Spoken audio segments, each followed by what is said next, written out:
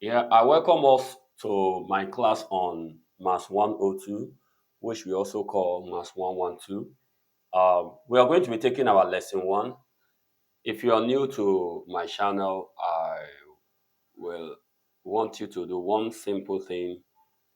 Click the subscribe button so that you can always get classes that have been uploaded on this channel. Thank you as you have done that. Okay. So Mass 102 is mathematics done in the university according to the code 102. So it's basically introduction to elementary calculus.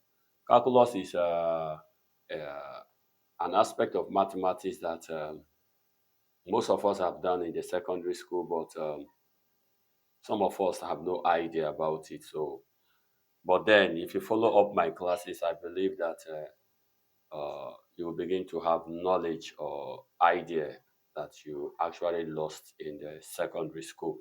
Okay, so this is lesson one. And in our lesson one, 1.1, we are going to be seeing differentiation from the first principle. Okay, for us to be able to differentiate functions, what we are differentiating is functions. That is one thing. Now, for us to be able to differentiate functions, we can do it in two ways. You can differentiate from the first principle, or you can use your formula from the general differentiation. But first of all, we're going to learn how to differentiate from the first principle. And it's, as you can see on the board, we have f of x prime, which is the same thing as the y dx. This and this are the same. F of x prime and the y dx, they are the same. So we say when you want to differentiate from the first principle, you take the limit as the x tends to 0 for this function. So I'm using this method. I think is the most simpler method when you are asked to differentiate from the first principle. Okay, I'm going to be taking some examples which is going to try to drive this point home. And if you have much question, please always put your question on the in the question section on this channel. By the grace of the Almighty God, I've been doing it. I've been replying people. I will always reply you your question. Thank you. So we are going to take examples to drive this point home, and I believe at the end of the day, our 1.1 will be fully understood. So let's move now to examples. We are Now we are going to be seeing how to solve that a function of x is equals to x. Let us differentiate x. That is what they want us to do. So it's very simple, but we're going to be differentiating this from the first principle, just like we said. So for me to differentiate for the first principle, I must be able to bring out this. So I will say my solution, I will say that limit as dx tends to 0 is going to be f of x, that is a little increment in the function x, minus f of x, which is the function itself, over dx. Now, this x now is the function with a little increment on dx. So let's see. So my answer becomes, here I will, the function which is f of a, look at this x now, look at it. So I will add plus the x to it. So I'm going to be having, my function here is x plus dx. This is the first one. Then minus the function f of x. F of x equals to x over dx. So at this point, I'm going to be having x plus dx minus x over dx. You know that this can cancel out this because this is positive and this is negative x. So I have dx here, I'm having dx over dx, which will cancel out to give me what? 1. Therefore, the y over dx will give me 1. So it means if I differentiate x, I will have 1. That's our first example. Follow it again. If I differentiate x, I will have 1. So I believe that is clear. Let's look at example 2 and see if it will be more clearer. In our example 2, we are going to be having that if I have f of x is equals to x squared, then I will say find the y over the x.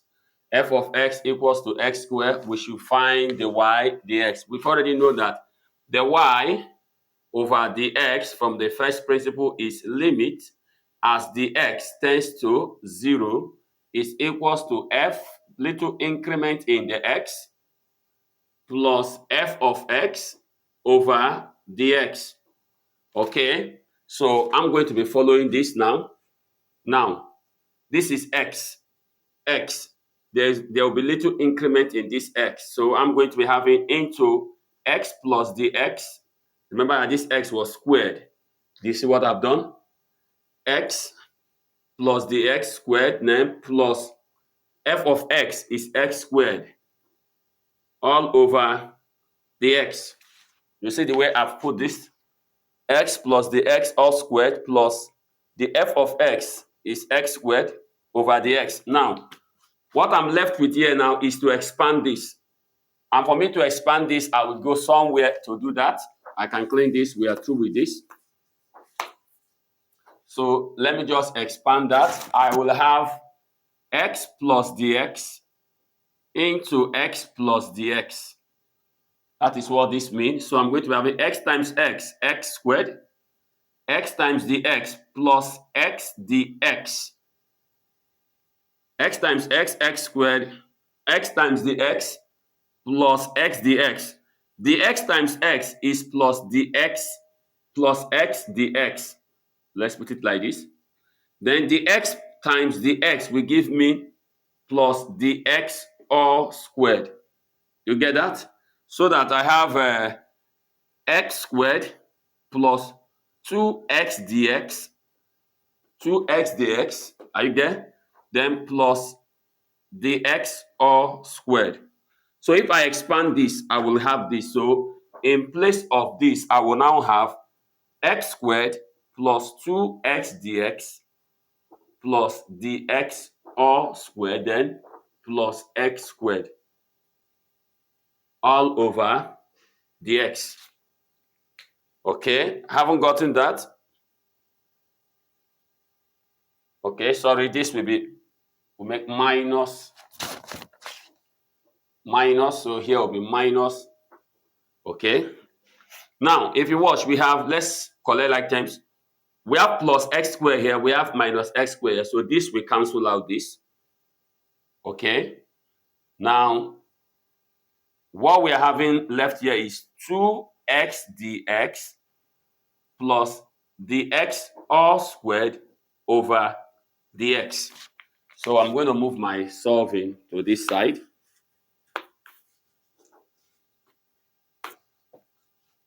Haven't got this now. What I'm going to do here is that I'm going to collect like terms. Now, mathematically, don't come and say the x cancel the x one of no. What is up here is sum. This plus this divided by this. It means that this guy is LCM to both of them. In that it is just like 2x dx over dx plus the x squared over dx. Do you get that? So if you do this divided by this guy still have his own dx. So that's why we will not do that. Instead, we are going to take, we're going to factorize the numerator. So if I factorize the numerator there, I'm going to be having dx into 2x plus dx all over dx. Do you agree to that? Because this times this will still produce this, and this times this will still produce this. So this is the factor of it. Now, at this point now, I can do this divided by this. This cancel out this, leaving me with 2x plus dx. Leaving me with 2x plus dx. Now, at this point, anywhere I see the x, remember I said the limit is taken as the x tends to 0. So anywhere I see, so I'll now say limit as the x tends to 0 for 2x plus dx. Now, anywhere I see the x, I write what? 0. This becomes 2x plus what? 0. So that I have what? 2x. Therefore, the y over the x is equals to 2x. That's my answer now. So if you follow it carefully, you will now see that the question they gave us was x squared, f of x equals to x squared. So we should find the y dx from the first principle. So I started with my formula, which I gave, that the limit as the x tends to 0 is this. So what I came here is this is a function x, this x now, this is it. Then, but this x is carrying square. So if I increase only this x by the x, then I can bring it squared. Do you get that? And that is what I've done here. Then, sorry, minus x squared. Because I say f of x, the whole of f of x. F of x is x squared. Look at it here. Then over dx. Then I have something like this, so I have to expand. So I brought it. Yeah, I think I've done that. You can revise back and see that. I expanded this. I have the whole of this from here to here. Then minus x squared over dx. So looking at this, I want to work on the numerator. I saw that this is plus x squared. I saw that this is minus x squared. It cancels out itself, leaving me with this and then this. I can begin to cancel the x dx here because why? The numerator is relationship is addition, so I need to factorize. So I factorize up. What is common there is the x, and if you factorize this, you have this, meaning that this times this still produce this times this still produce this over the x. Now I can say the x cancel the x. Now I'm left with this. Now since I want to eliminate this dx, I will also remember that they said that we are taking a limit where the x tends to 0. That means anywhere I see the x, I can call it 0 at this point. So I take limit of the x, it tends to limit as the x tends to 0 for this function. So it means anywhere I see the x, I put 0. So it's going to give me 2x plus 0. And 2x plus 0 is 2x. So that the y dx will give me what? 2x. So if I differentiate x squared, I will have 2x. I believe these things are making sense. It's a gradual process, okay? It's a gradual process. Just follow me up and you will understand what I am really doing. Now we go to example 3. We've done example 1. We've looked at example 2. Let's look at example 3. Example 3 says if f of x equals to 2x plus 3, we should find the y dx. But this time around, we are doing it from the first principle. Remember that the y dx is equals to limit as the x tends to 0 for f with a little increment in x minus a function of x over the x. Okay, so having that, I'm going to be having, now remember that the increment is in x and no other thing. So see what I'm going to do there now. This becomes 2x, 2 will come outside. Then x plus a little increment in x. Do you see it? It is the x that we are increasing. 2x, 2 into x plus the x. Then the function is not over yet, plus 3. Do you see how I've placed this inside this? 2 increment in x plus 3. Then minus f of x. The whole of this is f of x. 2x plus 3. Are you there? Minus f of x all over dx. All over dx.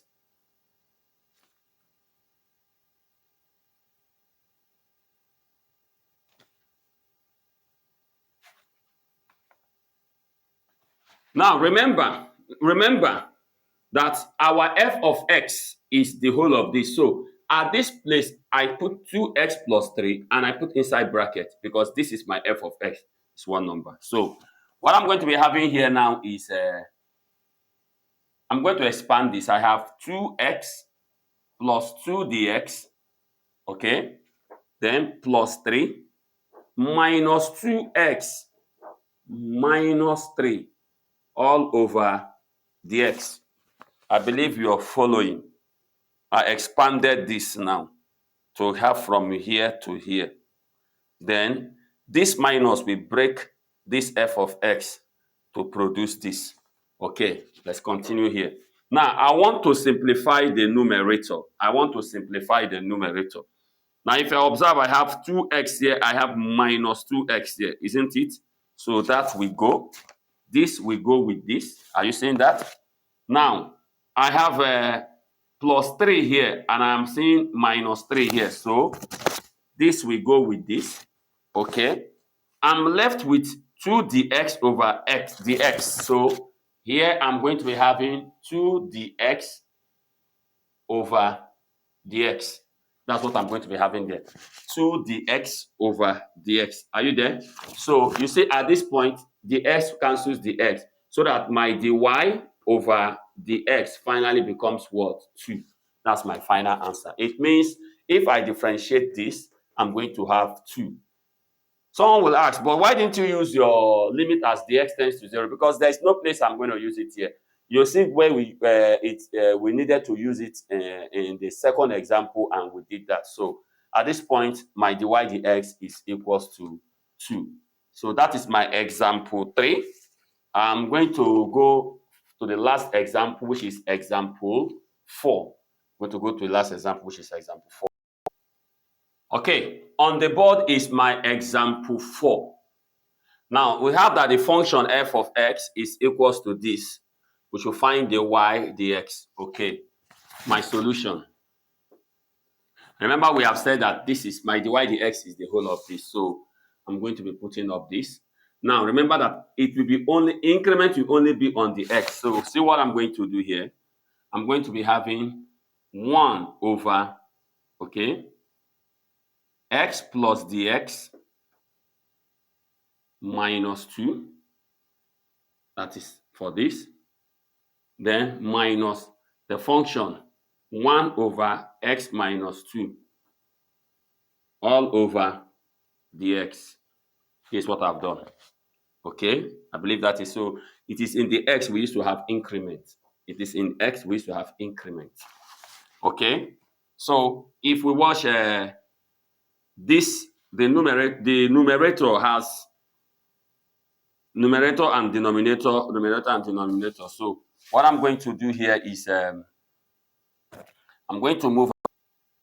So from here we are going to say 1 over x plus dx minus 2 minus 1 over x minus 2 all over dx.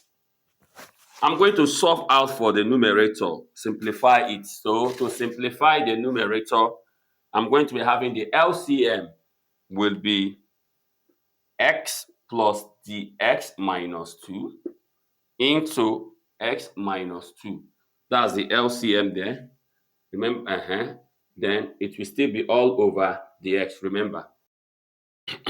Now, at this point, if you watch, this and this are the LCM to this and this, okay? So I'm going to solve out now. The whole of this will divide this, leaving with only this. Then this times 1 will give me x minus 2. The whole of this will divide this. So this will cancel out this, leaving with this. So this times minus 1 will give me minus into x plus the x minus 2. I believe we know we understand what I'm doing. I take it again. At this point, we want to simplify our numerator. So our LCM becomes this and this. So that this, the whole of this, that this and this divided by only this. You see that this will just come and cancel out is like. Leaving with this, then this times 1 produce this. Now, the whole of this again, in judgment with this will only cancel is like. Leaving with this, then this times minus 1 will also produce this. Then remember all over dx. Still at the numerator, we have up there to be x minus 2 minus x minus dx plus 2 all over x plus dx minus 2 x minus 2 all over dx. So looking at this place, I have negative 2 here, I have positive 2 here. So hopefully there we go. I have positive x here, I have negative x here. Hopefully there we go. Now, what I'm left with here is minus the x. What I'm left with here is minus the x, okay? So that, let's go to the next page to complete what we are saying. Okay, bringing this here now, we are going to be having minus dx over x plus dx minus 2 into x minus 2 divided by dx over 1. Do you agree to that? Minus dx over the whole of this, minus dx over the whole of that, divided by dx. You know, this divide we change to times, so I'm having minus dx over x plus dx minus 2 into x minus 2 times 1 over dx. Do you agree to this? It's simple mathematics. Do you know this can take away this? So I'm going to be having there minus times 1. I have minus 1 over x plus dx minus 2 into x minus 2. I believe we are following this. Now we are left with this now. Coming over this way. Now, because we want to eliminate the x, so we are going to remember that we are taking limit as the x tends to 0. So limit as the x tends to 0 for the function minus 1 over x plus dx minus 2 into x minus 2. So it means anywhere I see dx, I call it what? 0. So I have minus 1 over x plus 0 minus 2 x minus 2. So at this point, I have minus 1 over x minus, okay, x minus 2 into x minus 2. Are we there? Minus 1 over x minus 2 into x minus 2. If I expand that, I will have minus 1 over, let's come somewhere and do that. I can come up there and do that. X minus 2 into x minus 2. This gives me x squared minus 2x minus 2x plus 4. X squared minus 2x minus 2x plus, so I have x squared. That will give me minus 2 minus 2 minus 4x plus 4. So that will give me x squared minus 4x plus 4. Therefore, the y over the x becomes minus 1 over x squared minus 4x plus 4. And that is my final answer. That is my final answer. So I believe differentiation from the first principle, the idea is there now. All you just need is to develop yourself. The idea is there now. All we just need is to develop ourselves. So this is example 4. This is example 4. I'm going to improve a little in one of our example to make example 5. And I think we're going to stop in that example 5 for differentiation from the first principle. So let's go to example 5. Now, looking at the board, we have example 5, which is the last example for differentiation from the first principle. They asked us that, they told us that we have this, which we differentiate it from the first principle. So remember that this is what we are going to be looking at. So I'm going to be having, remember that the increment is in the x. So I'm going to be having 2 into x plus dx all squared. Do you agree to that? Then plus 3 into x plus dx, then minus 6.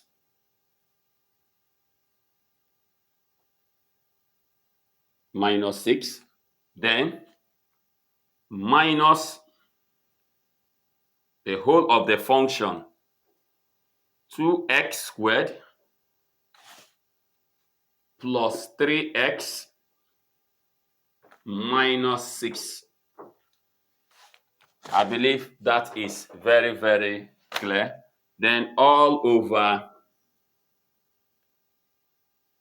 dx. Now, what we are going to do is to simplify. I'm going to be having, I will go and expand this guy. Is the only issue I'm having here now. I'm going to again expand this guy just like the way we did the other time. So we have x. Okay, let me use this simpler one. We have x plus dx, x plus dx.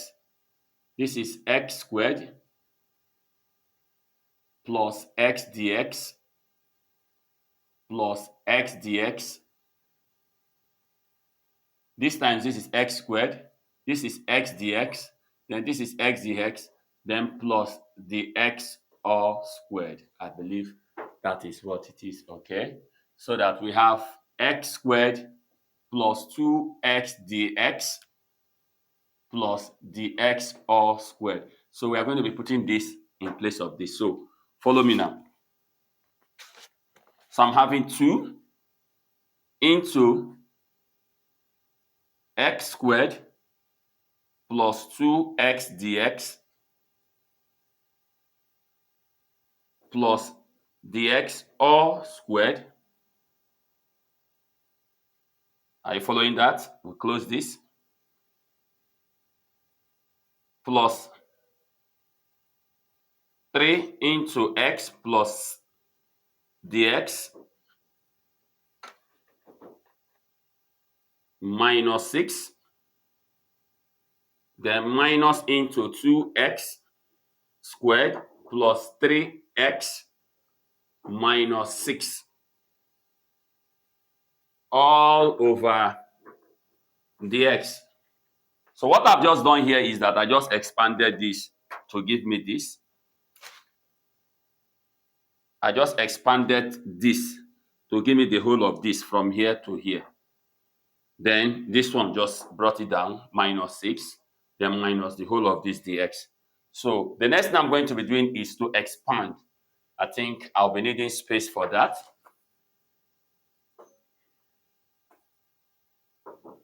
So in my expansion, I'm going to be having, want to expand this. I'm going to be having 2x squared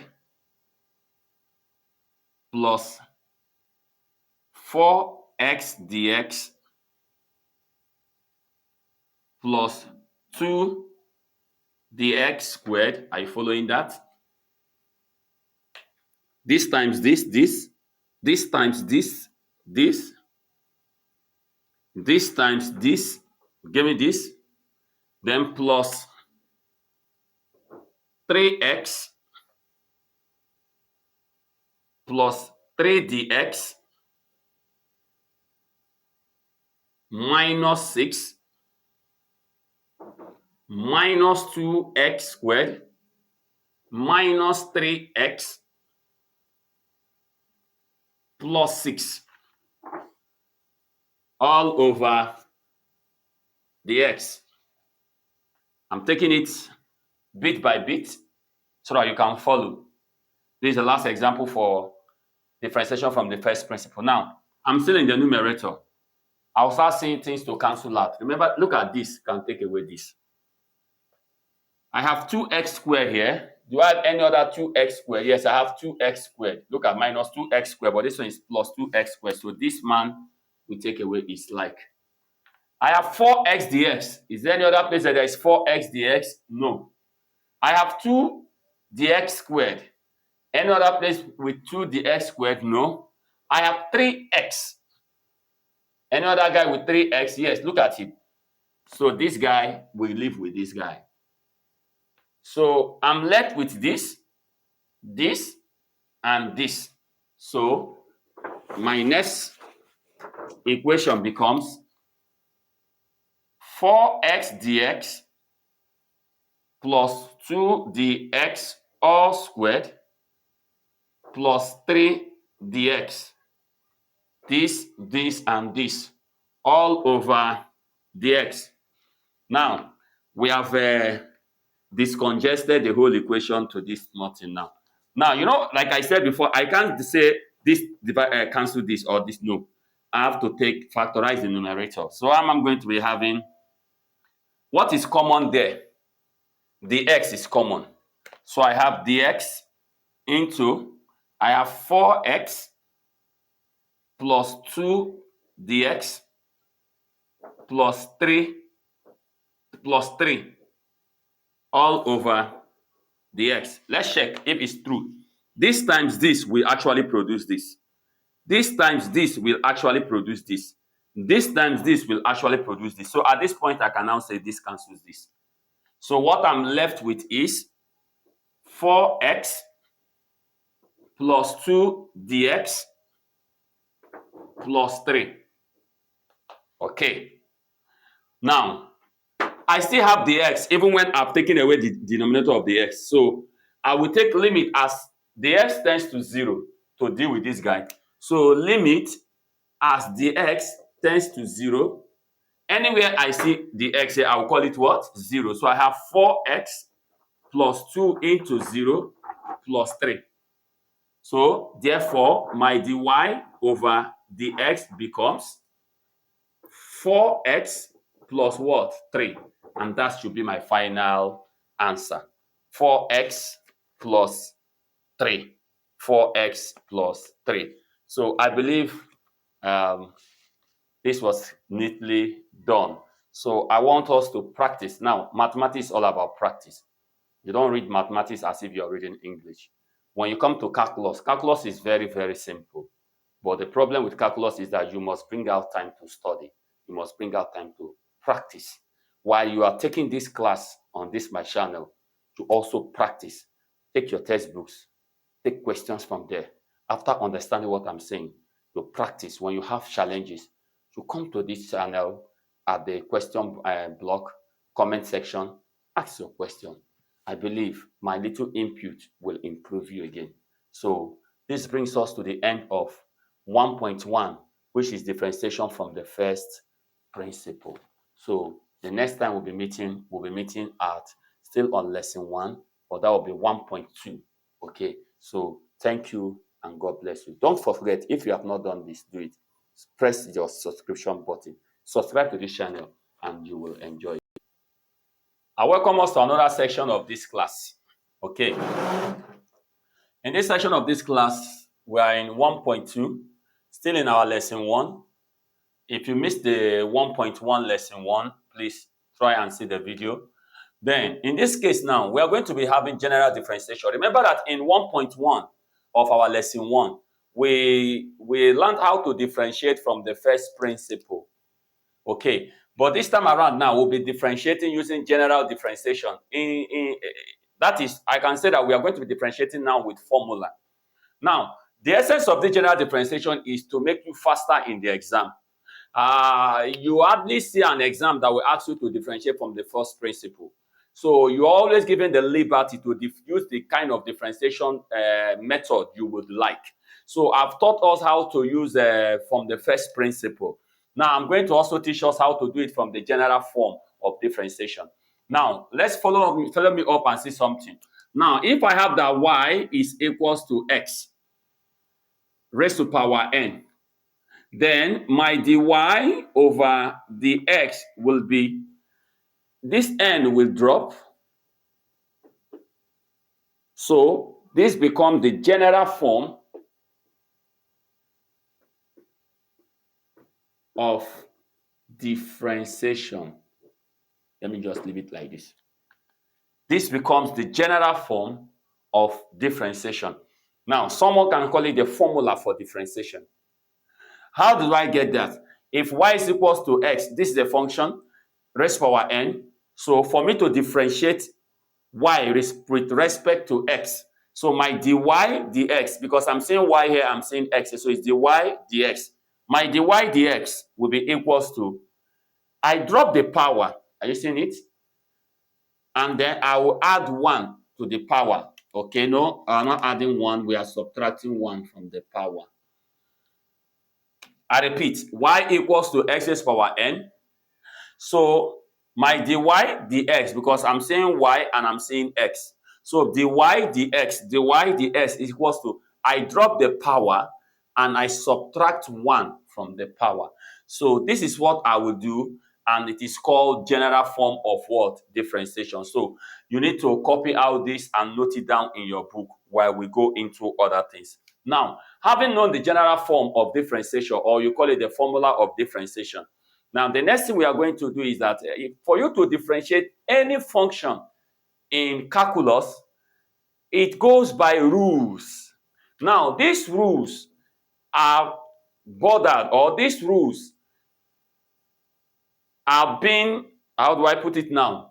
These rules are being judged by some algebraic signs. I repeat myself. Having known the general form of differentiation, we are going to be seeing some laws, or you call it rules of differentiation, that helps you to differentiate any function you are given. Now, these rules are binding by algebraic signs. Example, we have plus, we have minus, we have multiplication, we have division. Now, these are the things that will guide us in this rule. Listen, if I have 2x, 2 is a constant, the x is the function. I repeat, if I have 2x, 2 is a constant, this x is a function, but because of the x is attached to the 2, 2x becomes my function. Are you getting it? So what we are actually differentiating is the function, not the constant. Note, whenever you differentiate a constant, you will have 0. I repeat, whenever you differentiate a constant, you will have 0. What do I mean? Example, if y is equals to 3, my dy over dx, I'm differentiating y with respect to x, but this person I'm seeing here does not have x. So it is just a constant, it's not a function. He becomes a function if I add x to it, it becomes a function. So because it is not a function, it doesn't have x. So when I differentiate a constant, I will be having 0. Why? Because I don't have the function x that I'm going to put in the general form, for I can have the powers dropping and subtracting themselves. Hence, when I differentiate a constant, I will have 0. I believe that is taken. Okay. Now, the next thing we are going to move into is what we call the rules of differentiation. And I told you that these rules are binding by this algebraic signs you have seen here. So, rules of differentiation is what we are going to be looking mostly in our 1.2, rules of differential equation. The rules of differential equation. So we are going to take them one after the other. Listen, if you understand these rules, your journey in calculus is now made easy. Okay, so I will take them one by one, and I'll be very, very careful for better understanding, because this is the background of this study. Okay, my number one rule, rule 1, I have sum and difference rule.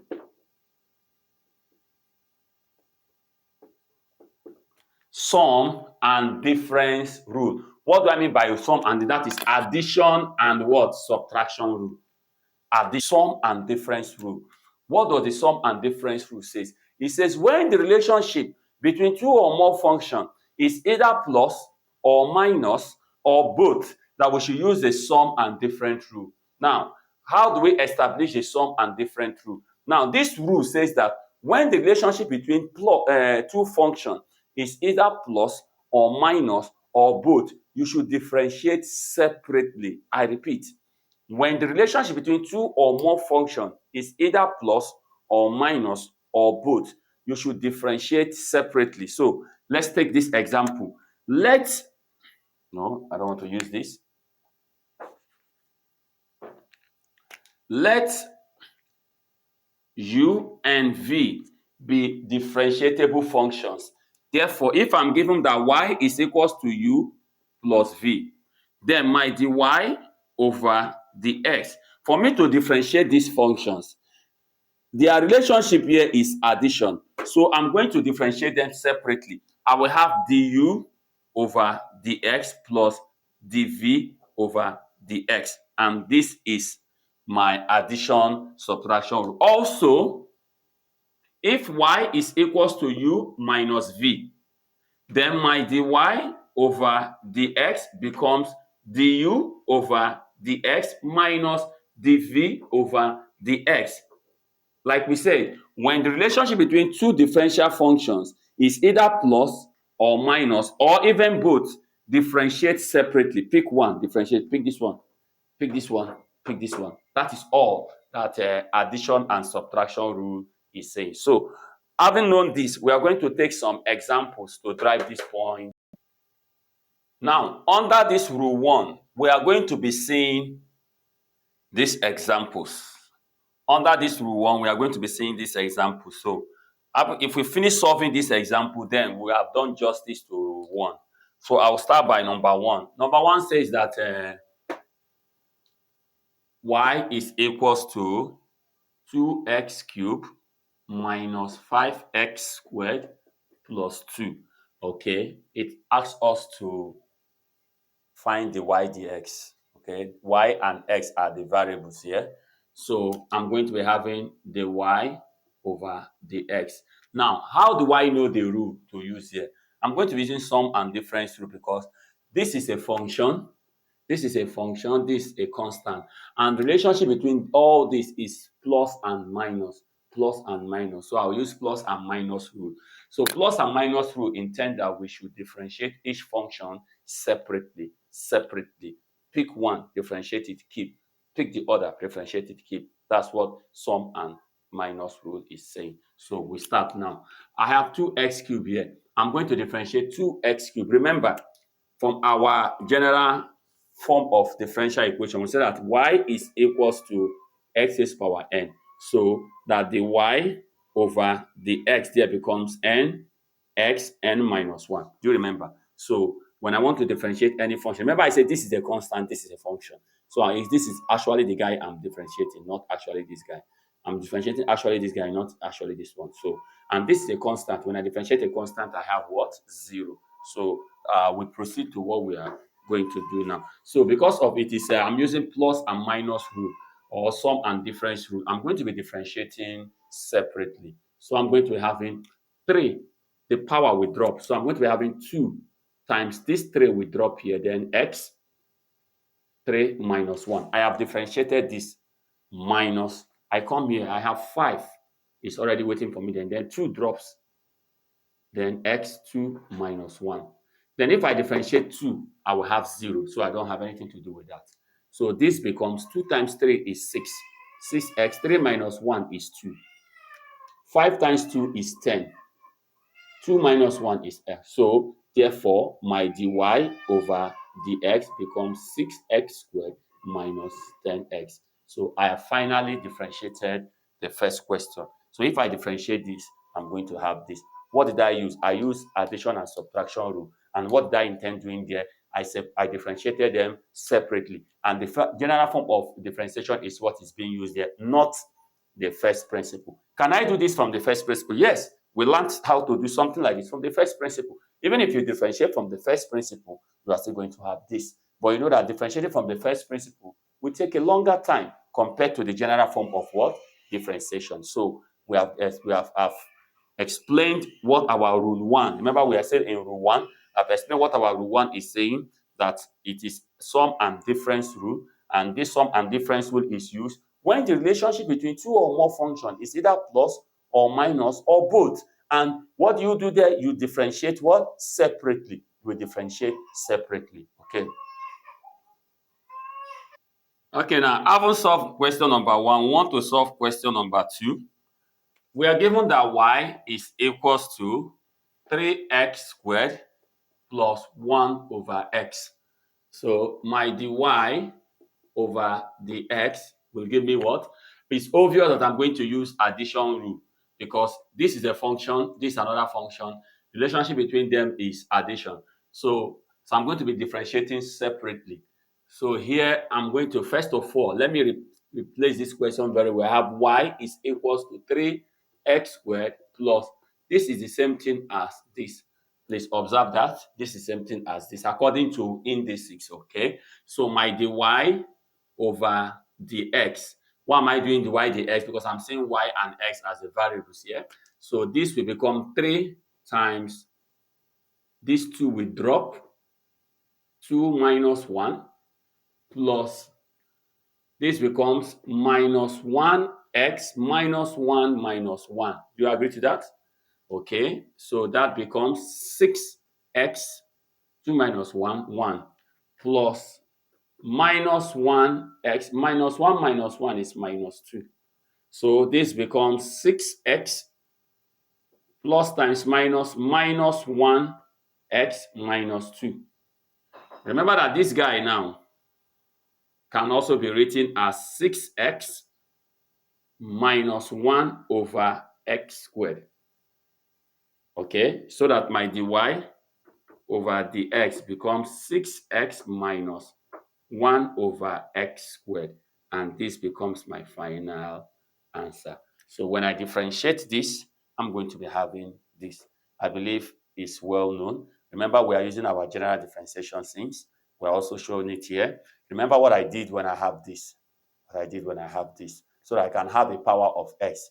I will be able to go. So minus 1 gave me minus 2. And that is how the whole thing goes. So we quickly go to question number 3 there. Quickly go to question number 3 there. Okay, we are still in rule 1, remember. It says f of x is equals to x cubed plus 2x squared plus 1 over, over x. So having this type of question, now you can simplify your question before solving out. If you observe now, this x is LCM to all of them. So I can put up this to be x cubed over x plus 2x squared over x plus 1 over x. It's still the same thing. So that I can simplify further to have, this is 2 here. Yes. So I have x squared plus 2x plus 1 over x. This can also be written further as, therefore now my question, f of x can also be written as x squared plus 2x plus x is 1 minus 1. It means that this question and this question, they are the same. I can simplify a question to make it easier for me to differentiate. So at this point now, my dy over dx becomes 2x, I believe you know how I got that, plus 2, I believe you know how I got that. Then we have differentiated this before. So when we do that, we have minus 1 over x squared. And that is my final answer. If I differentiate this, I have this. I differentiate this, I have this. I differentiate this, I have this. And I believe we all know how that was gotten. So quickly, we go to the last example we have here. Question number 4. Question number 4. Question number 4 is have that f of x is equals to root of x plus 1 over root of x minus 3. Okay, this is also plus and minus, so I'm using plus and minus rule.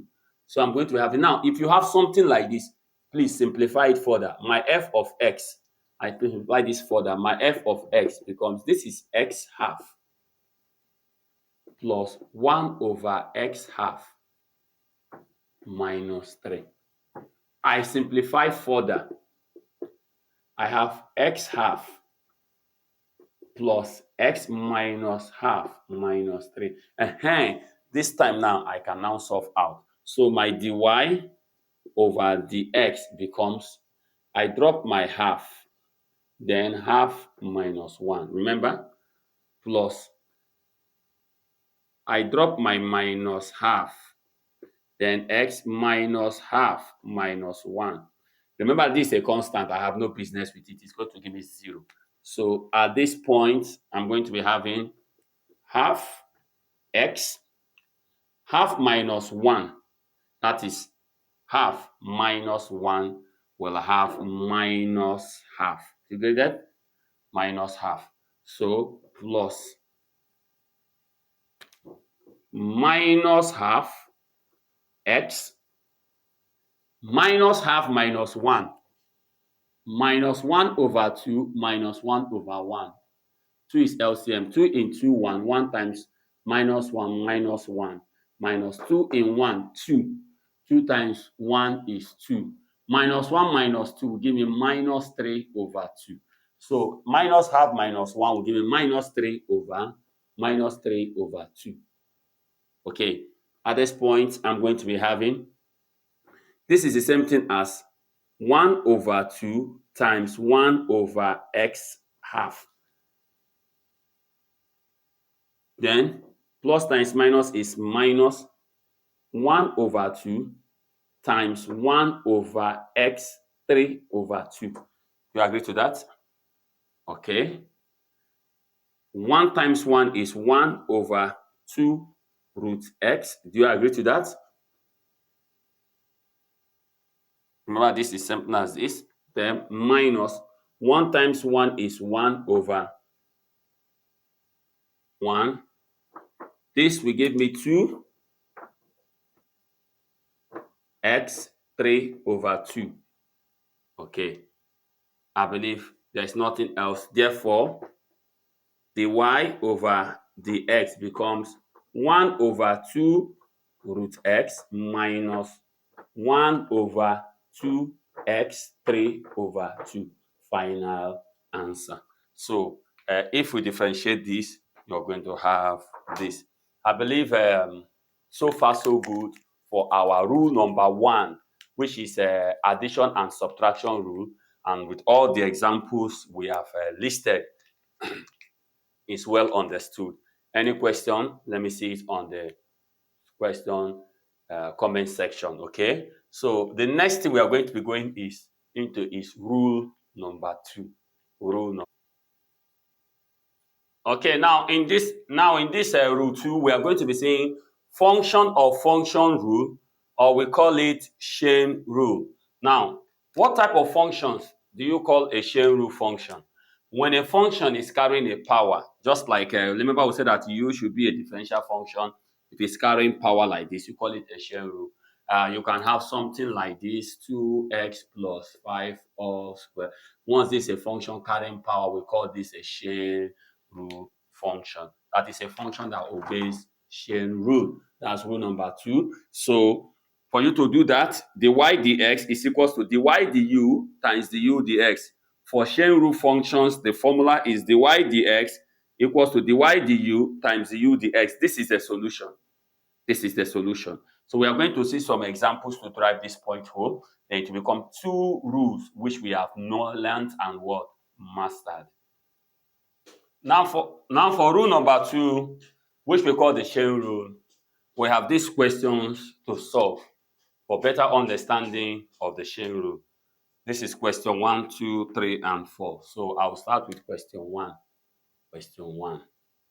It said that y is equals to 3x squared minus 2 all raised to power 3. They said I should find the y, the x. This is a chain rule function. This is a chain rule function. So remember that for chain rule functions, my dy over dx will have this solution dy over du times du over dx. This is the formula I'm going to be using. So how do I start? I'll say let u equals to whatever is in the bracket, which is 3x squared minus 2. So that my du over dx will give me 6x. I have gotten my du dx. Now, if u is equals to this and my du dx is equals to this, then my question will change back to y is equals to, the whole of this is already u now, u raised to power 3. You see what I'm doing? First of all, I said let whatever is in the bracket be equals to u. So du dx becomes 6x. Now I go back to the question. Now my y is equals to u raised power 3 now. So that my dy over dy du will give me 3 u raised power 2. Do you agree to that? Now I have gotten my dy du. I've gotten my du dx. Therefore, my dy over dx becomes my du dx, which is 6x, times my dy du dx 6x, dy du 3u squared. This will produce me 6 times 3. 3 times 6 is 18 xu squared. Now you're going to return the u. Remember that my u is this. So I'm going to have 18x into 3x squared minus 2 all squared. I think this becomes our final answer. So for chain rule function, we have dy dx is equals to dy du times du dx, or you can say du dx times dy du. Remember that they are commutative. Whichever one comes first has no issue. So first of all, you call whatever is in the bracket u, and you find your du dx. Then later you come back to the question and say y equals to u raised power 3. Then you find dy du. And when you have gotten those two things, then you put it in this form, and your answer becomes what is there. So that is for question number. Again, for question number 2, we have that f of x is equals to root of 1 minus 2x cubed. Instead we should find f of x prime. That means differentiate f of x once.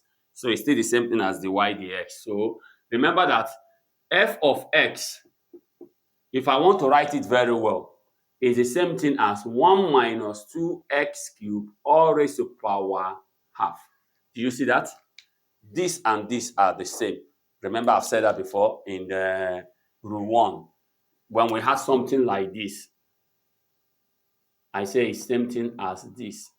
So the whole of this is also the same thing as this. So having known this, now this becomes a chain rule because it's now a function raised to a certain power.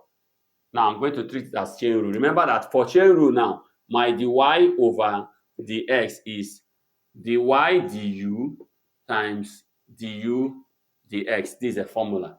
So I need dy du, I need du dx. So what I'm going to do here now, I'll say let u equals to whatever is in the bracket, 1 minus 2x cubed. So that my du over dx becomes minus 3 times 2 is minus 6x squared. That is what it will give me. Differentiate 1, you have 0. Differentiate 2 times 3. Minus 2 times 3 is minus 6. So 0 minus this will still give you this. Okay. So now, since I've called this guy my u, my y becomes u raised to power half. Remember? So that my dy over du becomes half u minus half. Do you remember? And this will give me 1 over 2 root u. Do you remember? 1 over 2 root u. But the u is now 1 over 2 root. What is u? U is 1 minus 2x cubed. Okay, so I've got my dy du. I've got my du dx. So the next thing is to ruffle it up now. So my dy over dx becomes du dx minus 6x squared times dy du 1 over 2 root 1 minus 2x squared. So this becomes minus 6x squared over this times this over 2 root 1 minus 2x squared, and this becomes my final answer. So my dy dx is this. That is, if my question is this, then I've got my dy dx to be this using chain rule function. So we move quickly to example number 3. In example number 3, we are given that f of x is equals to 5 over 6 minus x squared all raised to power 3. So what I'm going to do there, if you look at the denominator, you see that it's a chain rule function, so I attack it because the numerator is just a constant, so I can leave it and deal with the denominator. So I can have let u be equals to 6 minus x squared, so that du over the x becomes minus 2x. Okay? Du dx becomes minus 2x. Okay. Now, having done this, my question becomes y equals to 5 over, this is now u raised power 3. Do you agree to that? Which is the same thing as 5u raised power minus 3.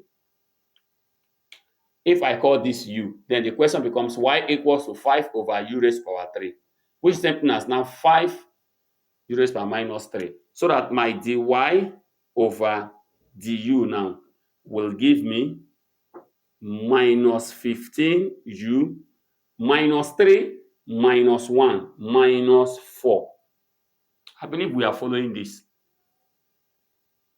3 will drop 3 times, minus 3 will drop 3 times minus 5. Minus 5 times minus 3 will give me minus 15. Minus 3 minus 1 will give me 4. So I have my dy du to be minus 15 u raised power minus 4. So remember that my dy over dx is dy over du times du over dx. So what is my dy du? Is minus 15 u raised power minus 4. Then times du dx minus 2x. So I haven't gotten these two things. Let me finish it up here. So I'm going to be having, remember that this can also be written as minus 15 over u raised power 4. Hope you know. Times minus 2x. So I'll have a minus 15 over, what is u? 6 minus x squared all raised to power 4 times minus 2x. Okay. So at this point, I'm going to be having this times this. 15 minus 15 times minus 2. 15 times 2 is 30. So I have 30x over 6 minus x squared all raised to power 4. And that becomes our final answer. 2 times 5 is 10. 2 times 1 is 2 plus 1, 3. So this times this. Minus cancel minus will give us plus. So 15 times minus 2x will give me minus 30, plus 30x over this. So that becomes our answer if we differentiate this. That becomes our answer if we differentiate this. Now, having this in mind, question number 4, which is the final one, still applying chain rule. Remember, chain rule function is dy dx equals to du dx times dy du. So if I have that y is equals to 1 over root of 1 plus x squared, he asked me to find my y prime. So if I'm to differentiate this, I will say this is also written as 1 over 1 plus x squared all raised power half. Now, the numerator is a constant, so let me deal with the denominator. So I have that let u be equals to 1 plus x squared, so that du over dx will give me 2x. Now, since the whole of this is now u, then my question y can become 1 over u raised to power half, which is the same thing as u raised power minus half. Okay? Then dy over du becomes, I drop my minus half, then minus half minus 1. Remember, we have done this minus half minus 1. Minus half minus 1 over 1. 2 into 1. 1 times minus 1 is minus 1. 2 into 2 in 1. 1. 2 in 1. 2. 2 times minus 1. minus 2. Okay, let me repeat again. Minus 1 over 2 minus 1 over 1. LCM is 2. 2 into 1. 1 times minus 1 minus 1 minus 2 in 1 is 2. 2 times 1 is 2. So I have minus 3 over 2. So this is the same thing as saying minus half u minus 3 over 2. So my dy du is this now. So trying to finish up now. My dy dx, which is dy over du times du over dx. My dy du is minus half u minus 3 over 2 times du dx, 2x. So from this point, 2x times minus 1, we have minus 2x over 2u 3 over 2. Okay. Then we move up. Do you know this can cancel out this? So I have minus x over u 3 over 2.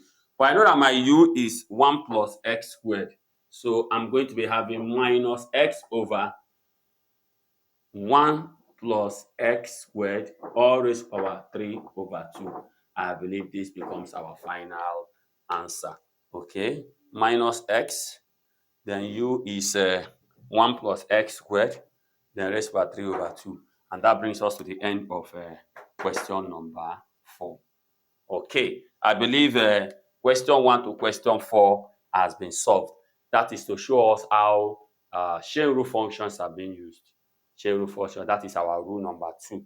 The next rule we should be going to is rule number 3. And when we get to rule number 3, we shall know what it is and how to. Okay, having established the fact that we have haven't learned this rule 2, which we call the chain rule.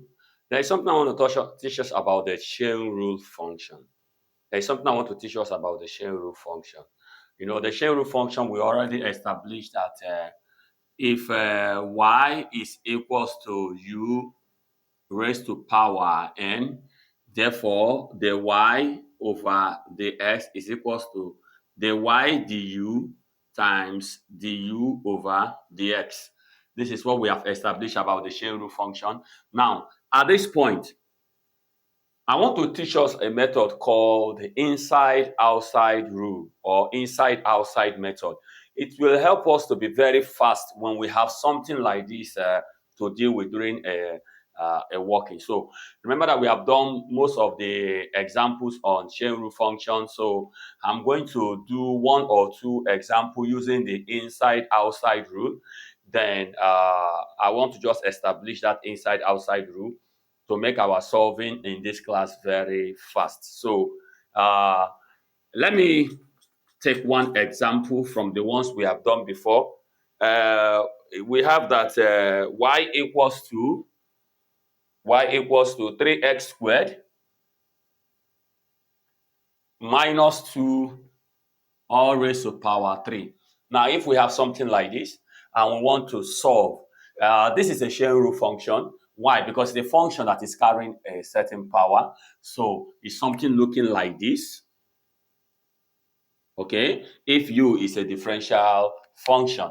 Now, at this point, I want to teach us, instead of me to say, I'm going to say let u is equals to 3x squared minus 2, my du becomes 6x.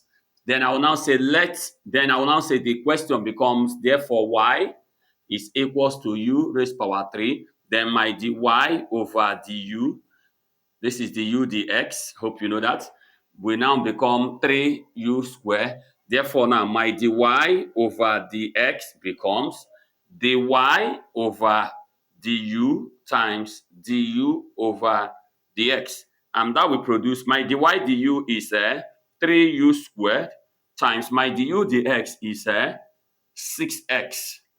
At this point, I'll be having 6 times 3. 3 times 6, that is 18x u squared, so that my u is this. So I'm going to be having 18x into 3x squared minus 2. This becomes the answer to this question using the chain rule law, or you call it function solution. So remember that this is actually the solution to chain rule, just what we have learned in our law 2, or we call it rule 2. Now, but then this can be very tedious, or some functions that you might be given to solve, they might be so tedious to use this. So that's why I want to introduce a method we call the inside-outside rule. It's kind of more faster than this. So I'm going to solve this question using the inside-outside rule. So what I'm going to have here is that if y is equals to 3x squared minus 2 all into 3. So watch what I'm going to do here. My dy over dx will now be, watch now, I will drop this 3. Then I write whatever is here. Then I minus 1 from this 3, which will give me 2. That is my first step. It has only 2 steps. The second step is the final answer. Remember again, I drop 3. I write all these functions. Then I minus 1 from the power. Then the next thing is that I'm going to differentiate what is inside the bracket. Use the derivative to multiply what is outside the bracket. I repeat, I'm going to differentiate what is inside the bracket. Use the derivative to multiply what is outside the bracket. And that's why we call it inside-outside rule. Now, what I'm going to be having here is I have 3 times. If I differentiate this, remember this will obey addition and subtraction rule, 3x squared minus 2. So if I differentiate 3x squared, I will have 6x. Do you remember? If I differentiate 3x squared, I will have 6x. So I have 6x. If I differentiate 2, I have 0. This is the derivative of this. Then I will continue 3x squared minus 2 all raised power 2. I believe you understand what I did. I first of all dropped this 3. I wrote down the whole of this, then minus 1 from the 3. Then I differentiated the function inside, bringing out the derivative. Look at it. This is the derivative of this. Then I multiply by what is outside. So what I'm going to be having now is 6x minus 0 is still 6x. So there's no need this one being there. I can just leave it like this. So 3 times 6 is 18x. Then the whole of this will follow. The whole of this will follow. And that is my final answer. Judging it with this, you see that they are the same. So this method is called the inside-outside rule. Why this one is called the, well, if you use this one, you are talking about the chain rule, function rule. So I believe this method is more faster. So I'm going to try one more example using this method to drive the point better home. So we are going to be using, okay, let me solve another example. Then let's see. I have that they say y is equals to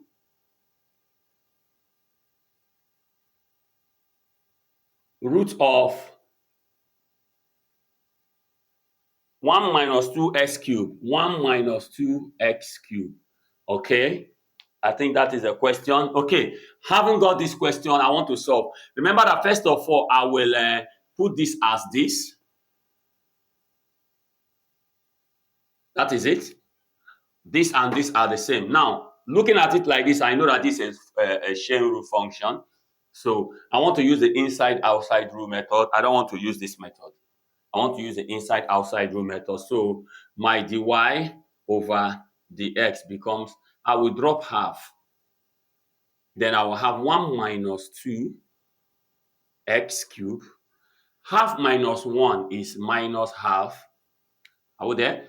The next thing I'm going to do is to differentiate what is inside the bracket. Use it to multiply what is outside the bracket. That is what we call the inside-outside rule. So I have half, which is outside. I'll use it to multiply what the derivative of the inside. So I'm going to be having, if I differentiate 1 is 0. If I differentiate this 2x cubed, it will be 6x squared. So I have minus 6x squared. Do you agree to that? 2 times 3 is 6. 3 minus 1 is 2.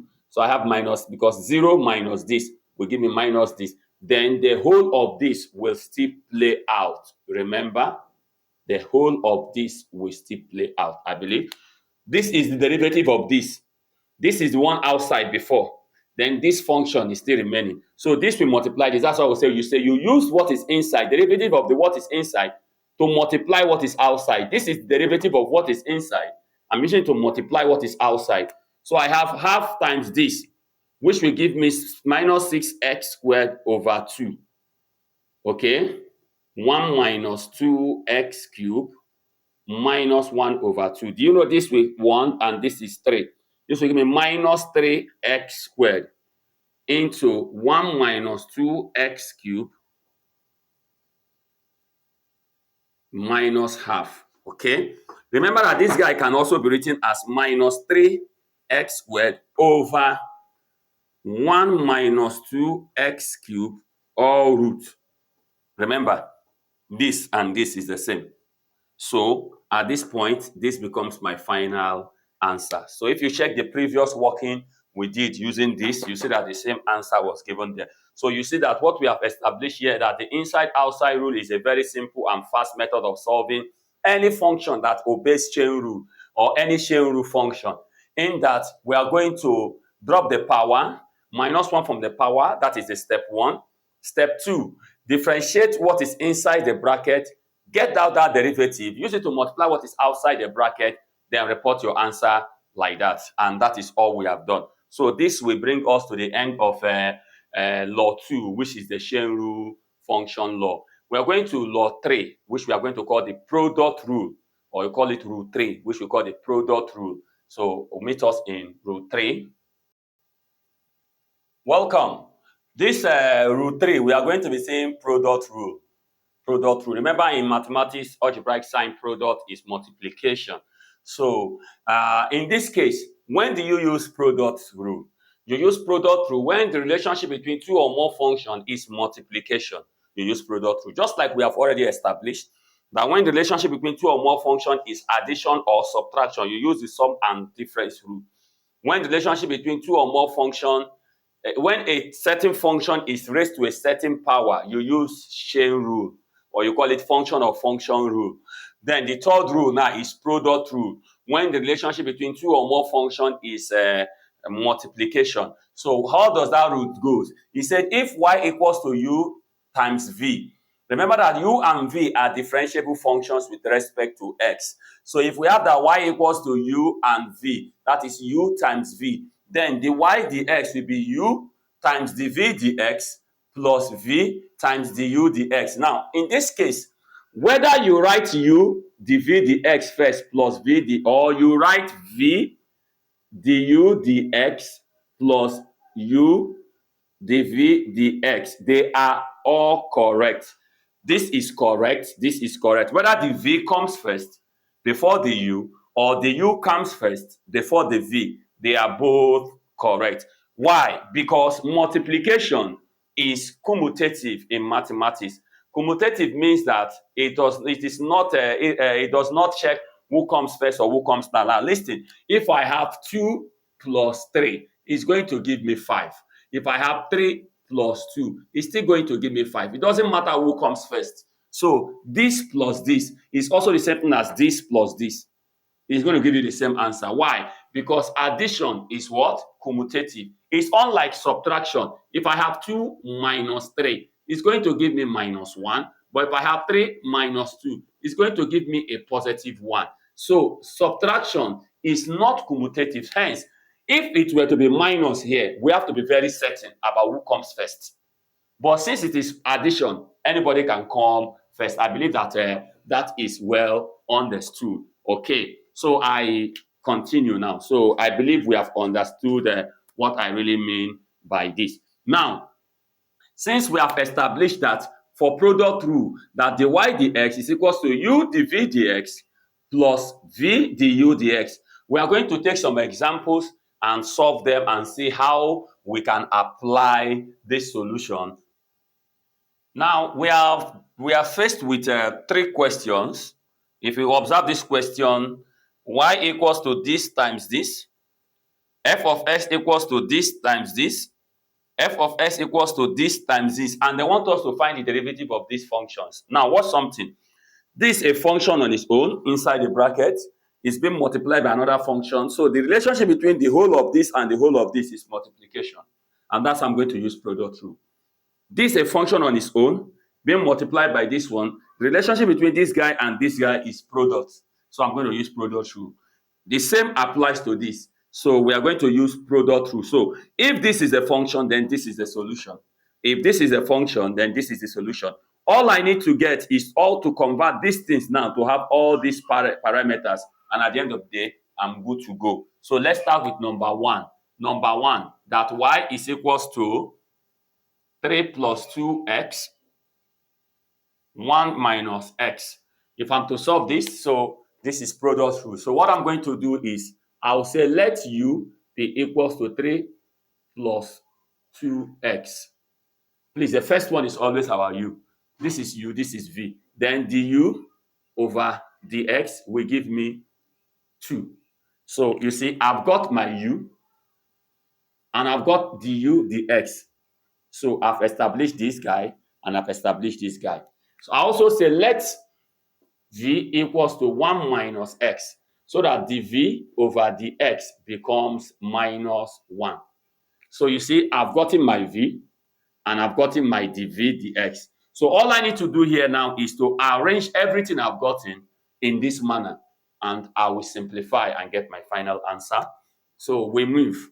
So I'm going to be saying that my dy over dx is equals to u 3 plus 2x dv dx minus 1, then plus v 1 minus x du dx 2. So what I have here now is that dy dx equals to u times dv dx plus v du dx. So I'll simplify this, and that's my final answer. So I'm going to be having here the whole of this minus 1 times 3 will give me minus 3 minus 2x, 2 times plus 1 plus 2, plus times minus is minus, so minus 2x. If you observe here, this one minus 2x will give me 4x. So I'm going to be having 4x minus 4x. Then minus 3 plus 2 will give me minus 1. So that's my final answer, which is my final answer. So if I differentiate this function using product rule, I'm going to get this. I believe this is very, very clear. So we go to example number 2. We're going to differentiate this also using chain rule function, because the relationship between these two functions is what? Multiplication. So I believe this is very clear. So we'll go to example number 2 now. It says that f of x is equals to root x into 1 plus 2x all squared. Now, if you observe, these two are going to be done using product rule. So I will say let u equals to root x. Then my du over dx. You know, this is something as x half. This is something as x half. So I'm going to be having, I drop my half, minus half. So this will give me 1 over 2 root x. That's my du dx. Okay. Also, let v be equals to 1 plus 2x all squared. Now, looking at this v function now, you see that this v function now, for me to get my dv over dx, you see that this function is a chain rule function. Do you observe that? So I'm going to solve this one using chain rule to get my dv dx. Now, it's either I use dy du times du dx, or I use my inside-outside rule. So I'm going to be using my inside-outside rule for us to master that inside-outside rule. So what I'm going to do is I drop my 2. I have this. Then 2 minus 1 is 1. Okay? I'm going to be having 2 into derivative of this, which is going to be 2. Do you agree to that? Differentiate 1 is 0. Plus differentiate 2x, you have 2. Then into 1 plus 2x raised power 1. So it's still 1 there. 2 times 2 is equals to what? 4. into 1 plus 2x. Do you get that? So if I have 4 into, so this can also expand so that my dv over dx will now give me 4 plus 8x. 4 plus 8x. 4 plus 8x. This can also be the same thing as this can also be the same thing as 4 into 1 plus 2x, which is still the same thing we have outside here. Hope you understand. So, but let's leave it this way. Let's leave it this way. So, if you observe now, I've got my u dx, du dx. I've got my dv dx. So, what I'm going to do next is to my dy over dx now becomes u dv dx. U, what is my u there? My u is root x. Is that clear? Now, dv dx, 4 plus 8x. Are you seeing? U dv dx, then plus v. Where's my v? Let v be this. So I have 1 plus 2x all squared.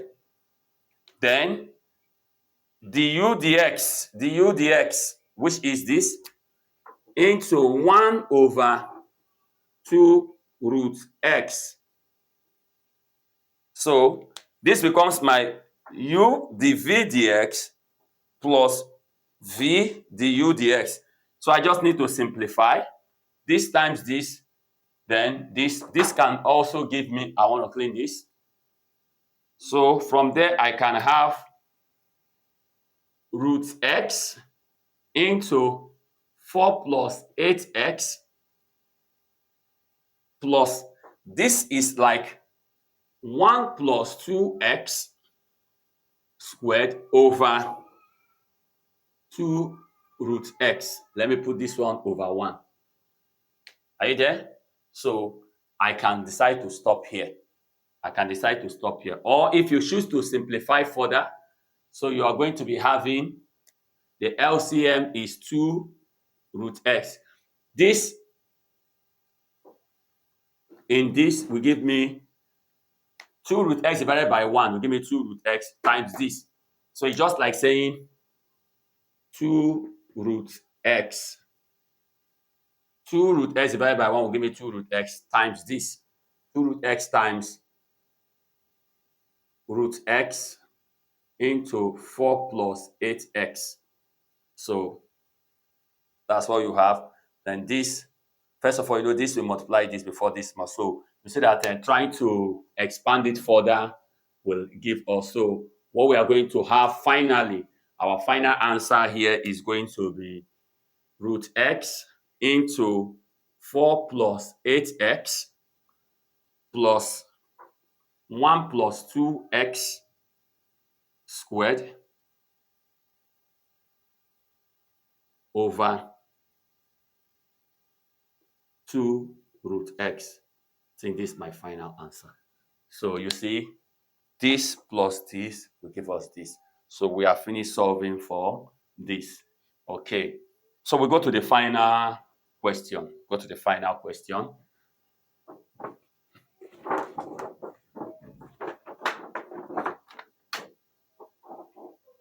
We have that f of x is x cubed into 3 minus 2x plus 4x squared. Okay. So I'm going to say let u equals to x cubed. Du over dx is 3x squared.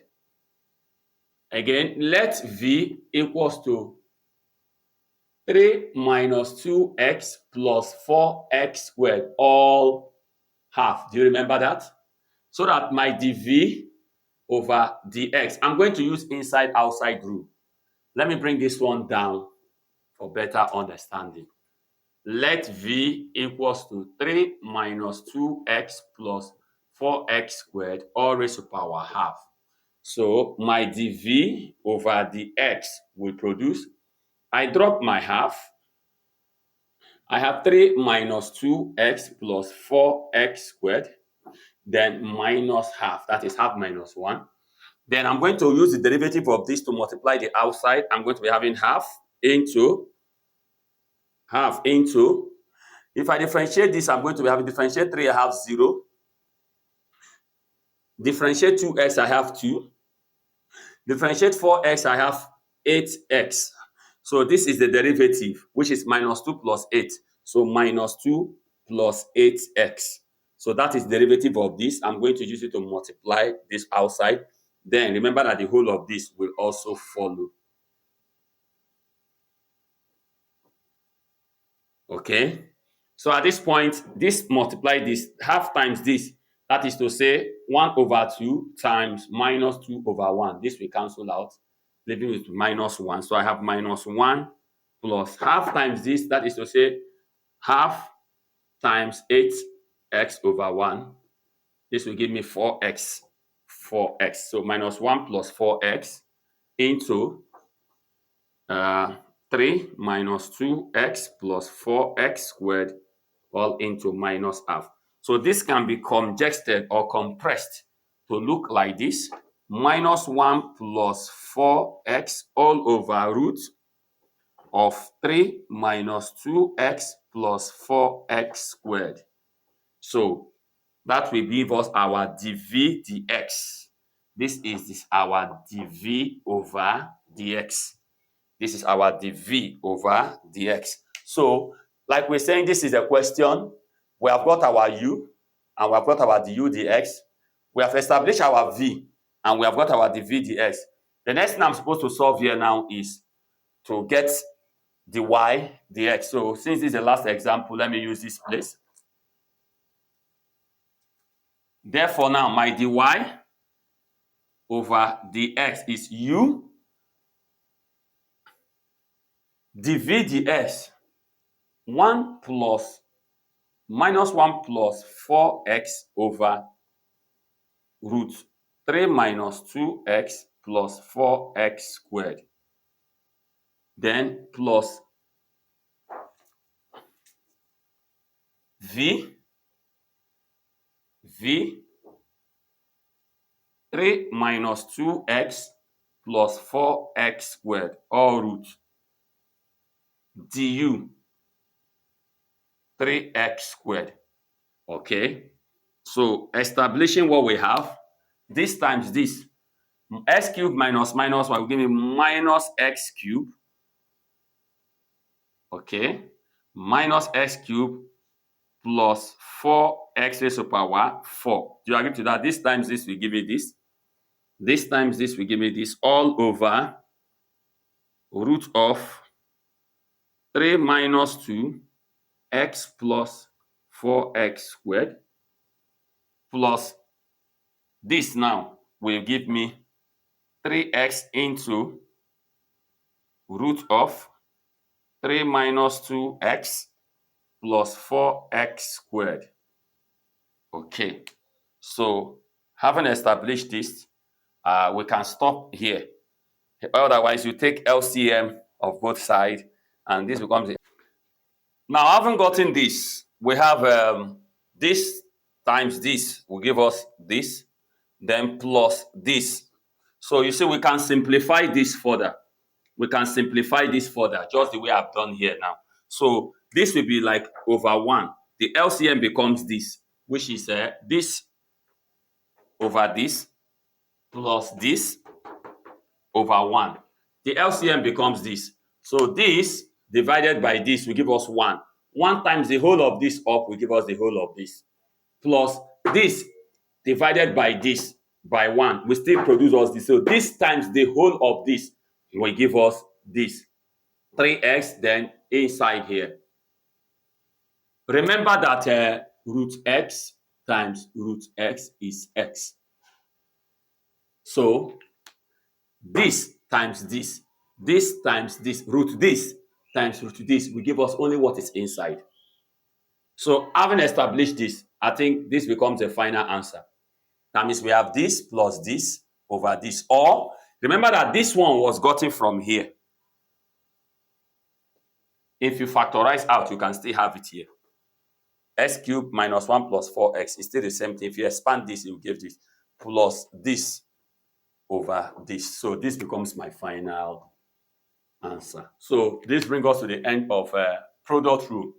This brings us to the end of product rule. Just observe the way I simplified my work. This brings us to the end of product rule. So we'll be entering the last rule, which is rule number 4. Rule number 4. Okay, we're in the rule 4 now, which we call the quotient rule. Quotient is another name for division. So when relationship between two functions is division, then I believe we use quotient rule. Then let u and v be differentiable functions with respect to x. Then if I have that y is equals to u over v, let me establish it well. Y equals to u over v. Then the y dx is v du dx minus u dv dx over v squared. Now observe this. There is a minus here. So v must come first before u because subtraction is not commutative. So v must come first before u. So don't interchange this one this time around. V must come first before u. So v du dx minus u dv dx over v squared. That is it. So having mastered this formula, this solution, we're going to take an example to drive this home. And I believe this is the last rule for this differential equation we are doing. So let's look at some examples. Okay, facing us here are some examples we need to solve using the quotient rule. Number 1, number 2, and number 3. If you observe, y equals to this over this. The relationship between this and this is division. The relationship between everything up and everything down is division. So I'm going to use quotient rule. The relationship between everything up and everything down is division. So I'm going to use quotient rule. So let me start from my number 1 immediately. Number 1 says that y is equals to 1 plus x squared over 1 minus x squared. So I will say let u equals to 1 plus x squared. Please, the one up must always be u, while the one down must always be v. So let u be equals to this, so that my du over dx will give me 2x. Let v equals to 1 minus x squared, so that my dv over dx will give me minus 2x. So if you watch, I've got u, I've got du, I've got v, I've got dv. So using my dy over dx to be v du dx minus u dv dx all over v squared. So I'm going to arrange all these things to be like this. I'm going to be having, what is my v? 1 minus x squared multiplied by du dx, which is 2x, minus u 1 plus x squared multiplied by dv dx, which is minus 2x. Then all over v squared. My v is 1 minus x squared all squared. So what we have here now is v du minus u dv over v squared. Are you observing that? So everything remaining is simplification. It's always advisable you start from the numerator. So simplify the numerator. So I'm going to simplify this numerator. I'll be having this times this will give me my 2x minus 2x cubed. That is, this times this will give me this. This times this will give me this. Then this minus, we open this bracket before multiplying this. So minus 1, minus times 1, minus 1, minus 1 times minus 2x will give me plus 2x. So minus x squared times minus 2x will give me plus 2x cubed. This times this, minus this times minus this will give me plus this, over 1 minus x squared all raised to power 2. Still looking at the numerator, I have x cubed. I have x cubed here. Do you see that? This can take away this. So I have 2x, I have 2x. That will produce me with 4x up over 1 plus x squared all squared. I think that becomes my final answer. So if I differentiate this, and this will become the derivative. I believe these things are well understood. All you need is practice. All you need is practice. If this is the question, this is the solution. That's all we are saying. The message is that if this is the question, this is the solution. If this is the question, then this is the solution. That's the message. There's no two ways about it. So you need to master yourself in indices, how to simplify. And you have to be very careful, because the problem with calculus is when someone is very careless to manage numbers, person begins to make few mistakes. So you have to give room for your solving. Don't cluster your solvings. If you cluster your solvings, you might forget what you want to do. Establish what you want to do and follow it. That is all. So let's go to example 2. In example 2, we have that y is equals to 2 plus x over x squared plus 2x plus 7. This is also very simple.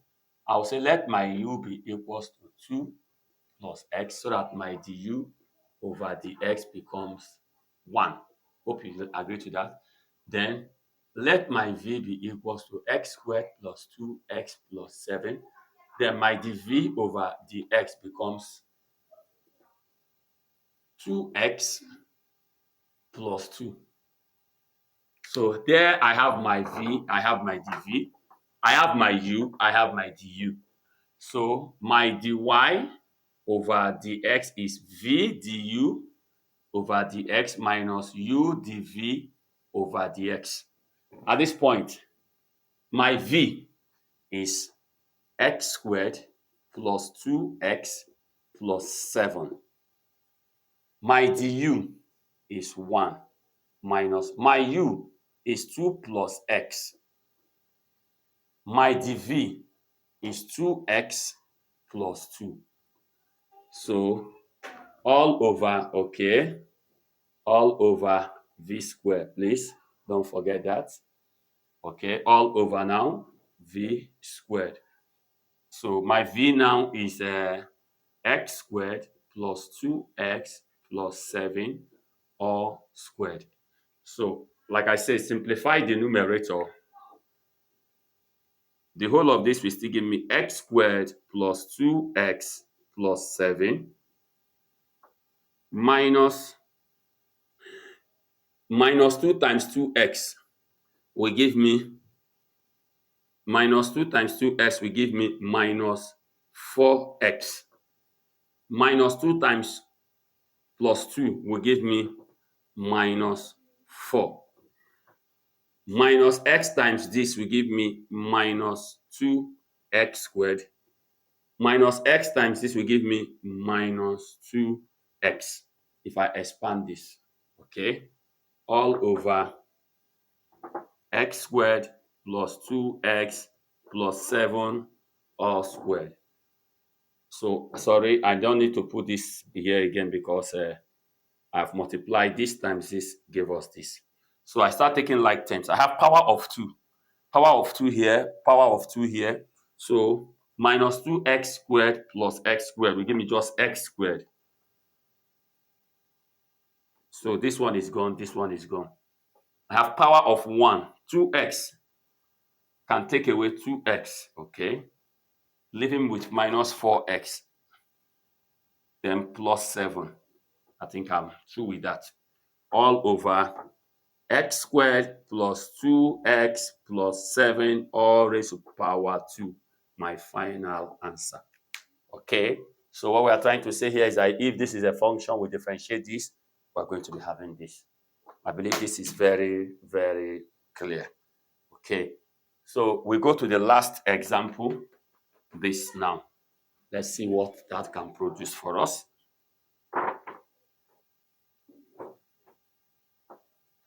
There we are given that f of x is equals to 3 plus 2x minus x over 1 plus x half.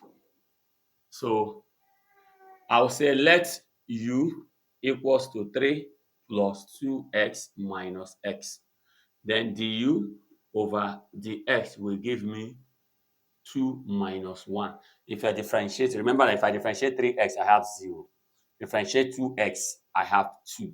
Differentiate x, I have 1. So this will be giving me, okay. So this will be giving me 2 plus 1, which will give me what? 2 plus 2 minus 1. 2 minus 1, which is 1. Okay. Let v equals to 1 plus x all half.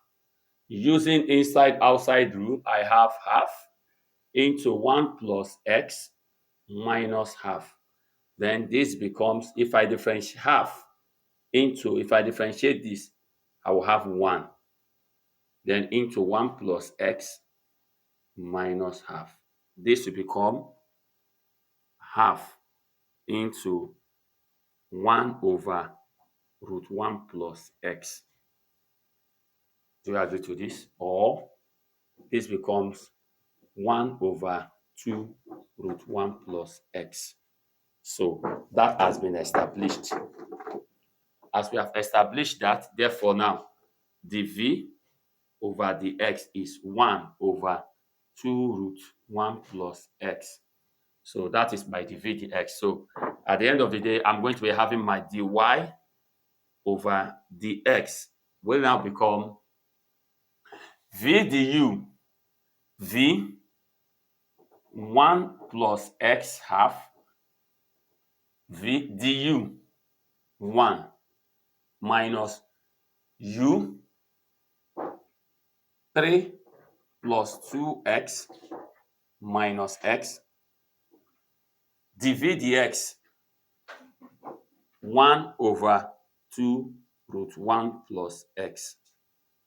Okay, all over v square 1 plus x, or let's put it this way, root of 1 plus x all squared. Or I believe for better understanding, 1 plus x all raised power half, then all into 2. You get that? Okay. So since this is the last question we are solving, I'm going to make use of this space.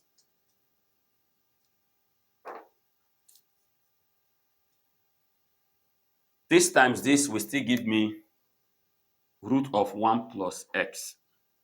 Then I'm establishing this. It's just like this times 1 over this, which will give me minus 3 plus 2x minus x over 2 root 1 plus x.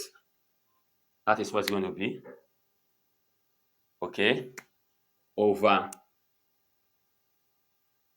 this times this is just like saying half times 2 over 1, which is 1. So it's going to be leaving us 1 plus x only. Are you following that? So here I'm going to be having, we're going to simplify the numerator. We're going to simplify the numerator. I need to clean up this side. We're going to simplify the numerator. Now, if we take LCM, will be 2 root 1 plus x. LCM of this, that's like putting this last. This. We want to differentiate. We want to simplify the numerator. So this becomes this. This in 1 will still give me this. Then this times this will give me what? So this divided by 1 will still produce the whole of this.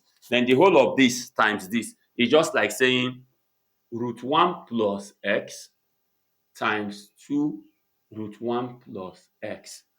2 times 1, 2. This times this will still produce this. Do you agree to that? So this time this will give me 2 into 1 plus x. So this divided by this, the whole of this divided by 1, give me the whole of this times the whole this will give me this. So minus this divided by this will give me 1. 1 times that will still give me 3 plus 2x minus x. Okay, so if you simplify this, you have this. So let me establish it here. So I have 2 into 1 plus x minus 3 plus 2x plus x over 2 root 1 plus x all over 1 plus x. You get that?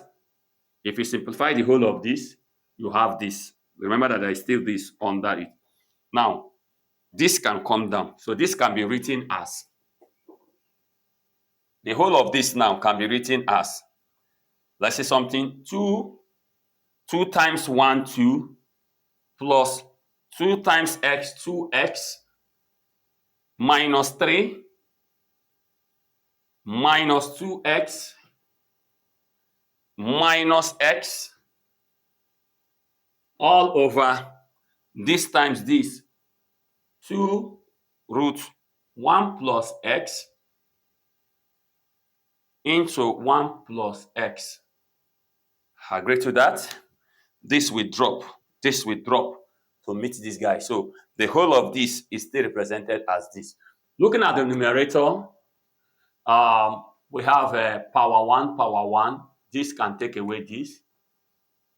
We have minus x is there, 2 minus 3, which will give me minus 1. So I have minus 1 minus x up. Minus 1 minus x up. Then this times this will give me 2 into 1 plus x root 1 plus x. Do you agree to that? 2 into 1 plus x root 1 plus x. Or that will now sum up to become 1 minus x over 2 plus 2x root of 1 plus x. So this becomes the final answer, or you write it, but I think this is more beautiful. So that means my dy over dx can now be written as minus 1 minus x over 2 into 1 plus x root of 1 x. Final answer. So you can see the beauty of these things. They are not difficult, even if they look so lengthy. All you have to do is calm down and practice. When you have practiced enough, I think you'll begin to flow very well. So we have seen the 4 rules of differentiation. We have seen the addition and subtraction rule. We have seen the chain rule, or you call it the function of function rule. We have seen the product rule as rule number 3. We saw the quotient rule as rule number 4. If you observe now, plus is represented, minus is represented, division has been represented, and multiplication has been represented, just as I said in the beginning, that these are the signs that are binding these rules. So when the relationship between 2 or more functions is any of these, then use their rule. That is all we are preaching about. So we're going to go into another solving, okay? But then there's something I want us to know. Note that all the functions we have differentiated under this rule are called explicit functions. They are called what? Explicit functions.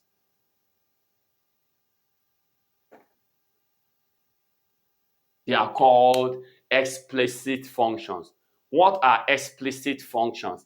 These are type of functions where the two variables, which is y and x, are separated. Remember, you will have that something like y is equals to x squared plus 5x, something like that. If you observe here, y is in this side, x is in this side. There is no any situation where y and x is being mixed. Example, we say yx equals to 5yx. No, there is no a place where y and x are being mixed. Y and x are being separated in the equation. One is in the other side of the equality sign, and the other is in the other side of the equality sign. So this type of functions that we have dealt with are called explicit functions, meaning that they are separated. So the next topic we are going to enter, we are going to be looking at implicit functions, and we'll see how to handle that. Thank you. Okay, welcome back again.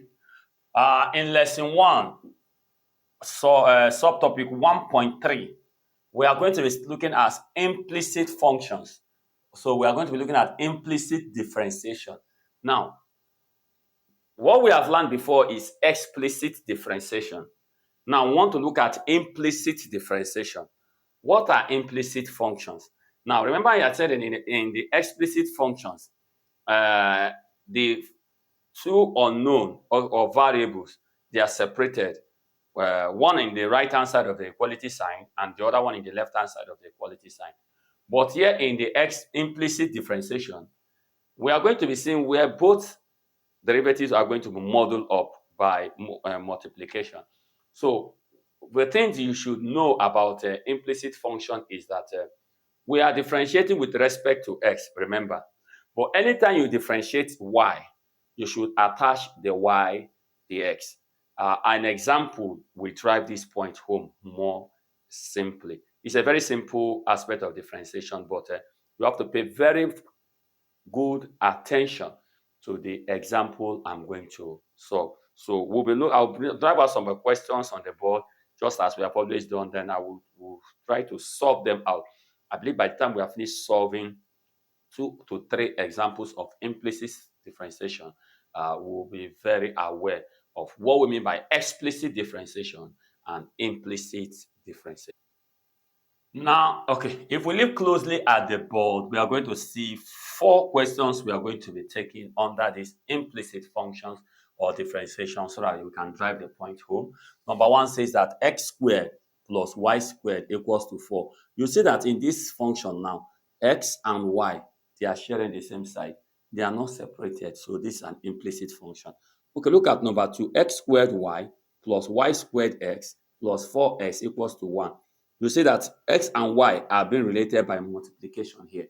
When you see functions like this, just know that they are implicit functions. So treat them implicitly.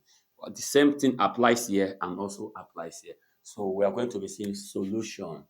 Okay, let's look at number 1. I have x squared plus y squared equals to 4. So I want to solve this. Now, I want you to follow me strictly with this solution. Now, remember that we are differentiating with respect to x. That means we are only differentiating variables that has x, as in we're only differentiating with respect to the variable x. So if you differentiate a variable that is not x, what you need to do is to attach the y dx to that derivative you have gotten. That will show us that that variable was not originally x, though you differentiated it as if it was a variable x, and that is why you have attached the y, the x. So follow me, let's see. Now, x squared, you know, the relationship between this and this is addition. So I'm going to differentiate separately. So I will be having, differentiate x squared, I have 2x, then plus. Now, this is y and not x. So if I differentiate y squared, I'm going to be having 2y. But because it was y I differentiated, not x, I'm going to put the y, the x. This is what I've said. You are going to attach the y, the x. Anyway, I see the attachment of the y, the x, I know that we have differentiated y, not x. And that is why we attach the y, the x. So equals to, differentiate 4, you have 0. Now, the next step you are going to tell yourself is, everybody carrying the y, the x, remain this side. Then the ones that are not carrying the y, the x, you shift to the other side. So here I'm going to be having 2y, the y, the x equals to 0 is there, minus 2x. So that I can make the y, the x, so of the formula, I have the y over the x into 2y equals to minus 2x. Do you understand what I did here? So that I have that the y over the x becomes minus 2x over 2y. And this becomes my final answer. You get that? So you see how we handle implicit functions. So by the time I solve, before I get to question number 4, you will get exactly what we are trying to say. So just follow me. Just follow me carefully. Follow me carefully. Number 2 says that x squared y plus y squared x plus 4x equals to 1. So this is an implicit function, so I'm going to be differentiating. This is plus, this is plus. So this is a function plus, this is a function plus, this is a function. Then the relationship between there is plus. So I'm going to be using addition rule. So I'm going to be differentiating them one by one. So I pick this guy and differentiate. But if you observe, X squared y is like x squared times y. For me to differentiate x squared y, I'm going to use product rule. Remember that product rule says that u dv dx plus v du dx. Remember, so I will have, for me to differentiate this, I will have, okay, I'm going to pick them one by one for better understanding now. So this is a question. I will say, here I have 4x squared y. I want to differentiate this one. So I will say, let u equals to x squared, then du over dx becomes 2x. Let v equals to y. dv over dx equals to, if I differentiate y, I will have 1. And then, but my 1, I will have 1 dy dx. Okay, now we have this. So I said, let's take this. Let u equals to this, then du dx is this. Let v equals to y, then the v dx is y dy dx.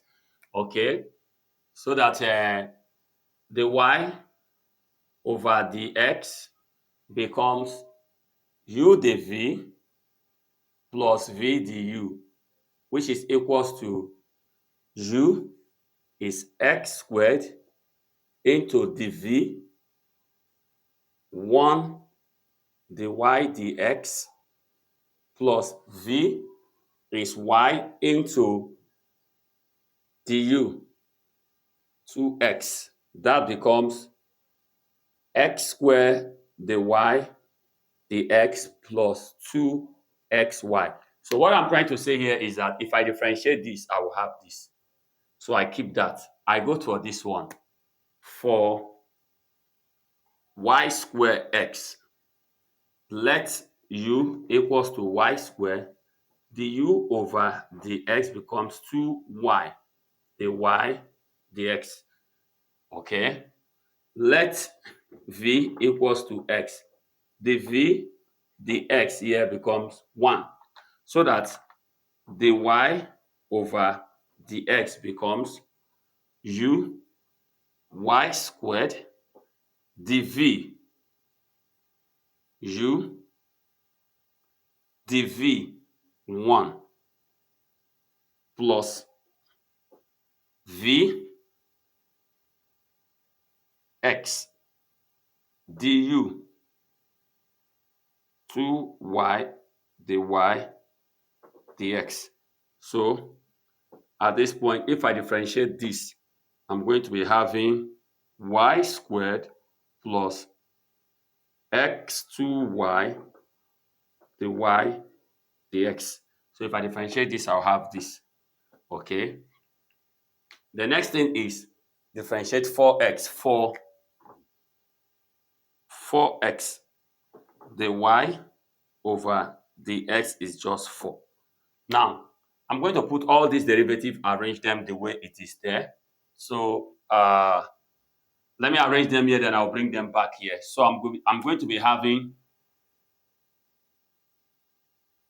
x squared dy dx plus 2y or 2xy, then plus, differentiate this one, you have y squared plus x2y dy dx. Then differentiate this one, we have plus 4x. Okay, so let me clean up this. So what I'm going to be having there now, if I differentiate this, I have x squared dy dx plus 2xy, then plus, differentiate this guy, we have y squared plus x 2y dy dx plus 4 equal to 0. So If I differentiate this, I have this. So the next thing is for us to collect the like terms. That is all. So I'm going to be having the y over the x. Everybody having the y, the x. I have x squared here plus this guy, x2y, and that's all. Will give us equals to minus 2xy minus y squared minus 4. Are you following that? We substituted for x, the y, the x. The y, this guy and this guy, they are the one carrying the y, the x. So the y, the x is common. This times this will produce us this. Y this times this will produce us this. This one has no the y, the x, it move over to this side. This one has no the y, the x, it move over to this side. This one has no the y, the x, it also move over to this side. So at that point, what I'm going to be having now is the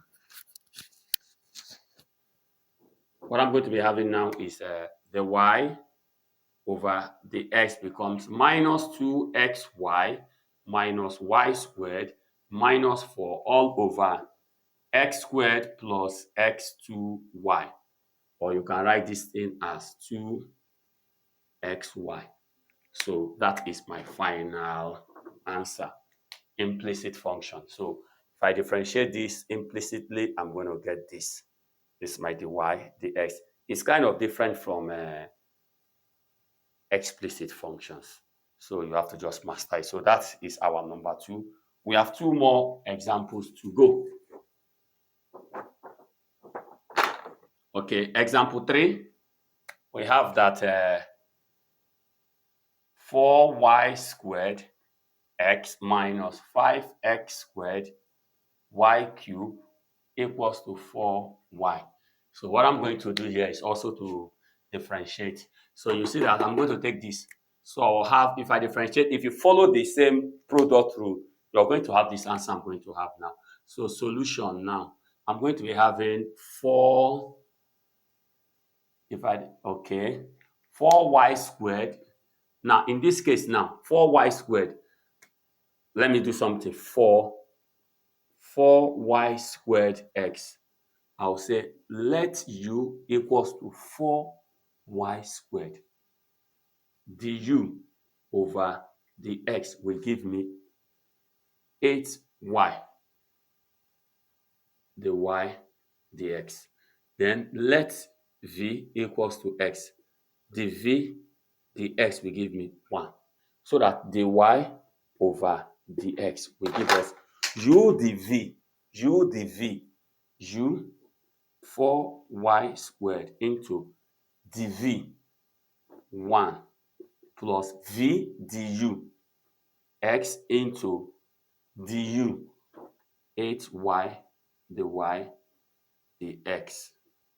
So that will produce 4y squared plus 8xy, the y, the x. So if you differentiate this guy, you have this guy. Let's do for this guy, for 5x squared y cubed, I will have let u equals to 5x squared. The u over the x will give me 10x. Then let v equals to y cubed. The v, the x will give me 3y squared, the y, the x.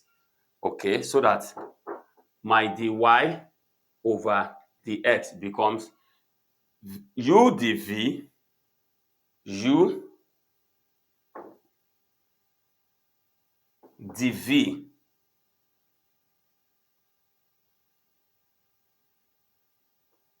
plus v du.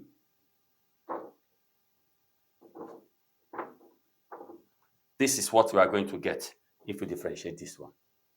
So then if you come for 4y, to come for 4y, now if you differentiate 4y, you have 4, the y, the x. Okay?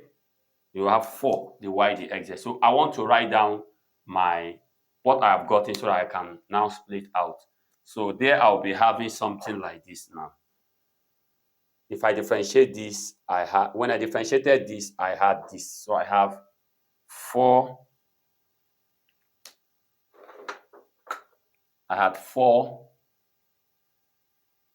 4y squared plus 8x y, the y, the x, then minus into, because this minus now, we're going to, once there is a minus here, whatever you're going to have here, please open a bracket and put it inside, just the way I have it here.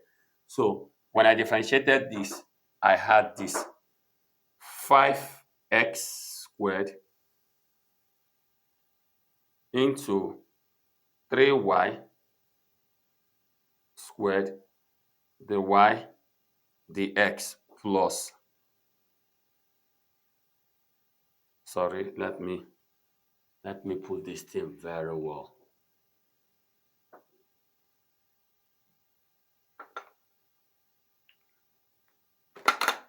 So we're having the first one. We have 4y squared plus 8xy, the y, the x, minus into 5x squared. You can even say 5 times 3 is 15, so I don't waste much time. 5 times 3 is 15, so I have 15x squared y, the x plus 10y cube x. You get that? So this for the first one, that is, if you differentiate this, you have this. If you differentiate this, you have the whole of this inside. Look at the minus outside here. Then equals to 4 the y dx. So follow me strictly. If I differentiate this, I have this, which is what we did here. If I differentiate this, I'll have this. That is 15x squared y, 15x squared y, the y dx, 15x squared y squared, sorry, 15x squared y squared, the y dx, plus 10y cube x, 10y cube x, okay?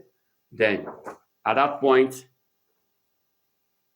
we have 4y squared plus 8xy, the y dx, minus 15x squared, y squared, the y dx, minus 10y cube x equals to 4 the y dx. I believe that was very clear. Then at this point, the y over the x, this guy, I have 8xy minus 15x squared y squared. This guy will come inside, so it will become minus 4. Do you get that? So that becomes equals to this minus 4y squared plus 10y squared cube x. Do you get that? This guy, look at him here. This guy, look at him here. Then this one will come inside, becoming minus. Look at him here. So that if I do this times this, it will give me this. This times this, it will give me the whole of this. This times this will give me this guy. Equals to this ones that has no dy dx, we move to the other side. So this becomes minus 4y squared. Then this one becomes plus.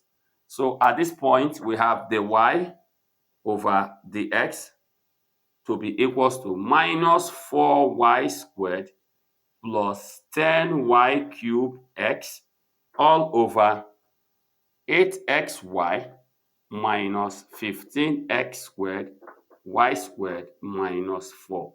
My final answer.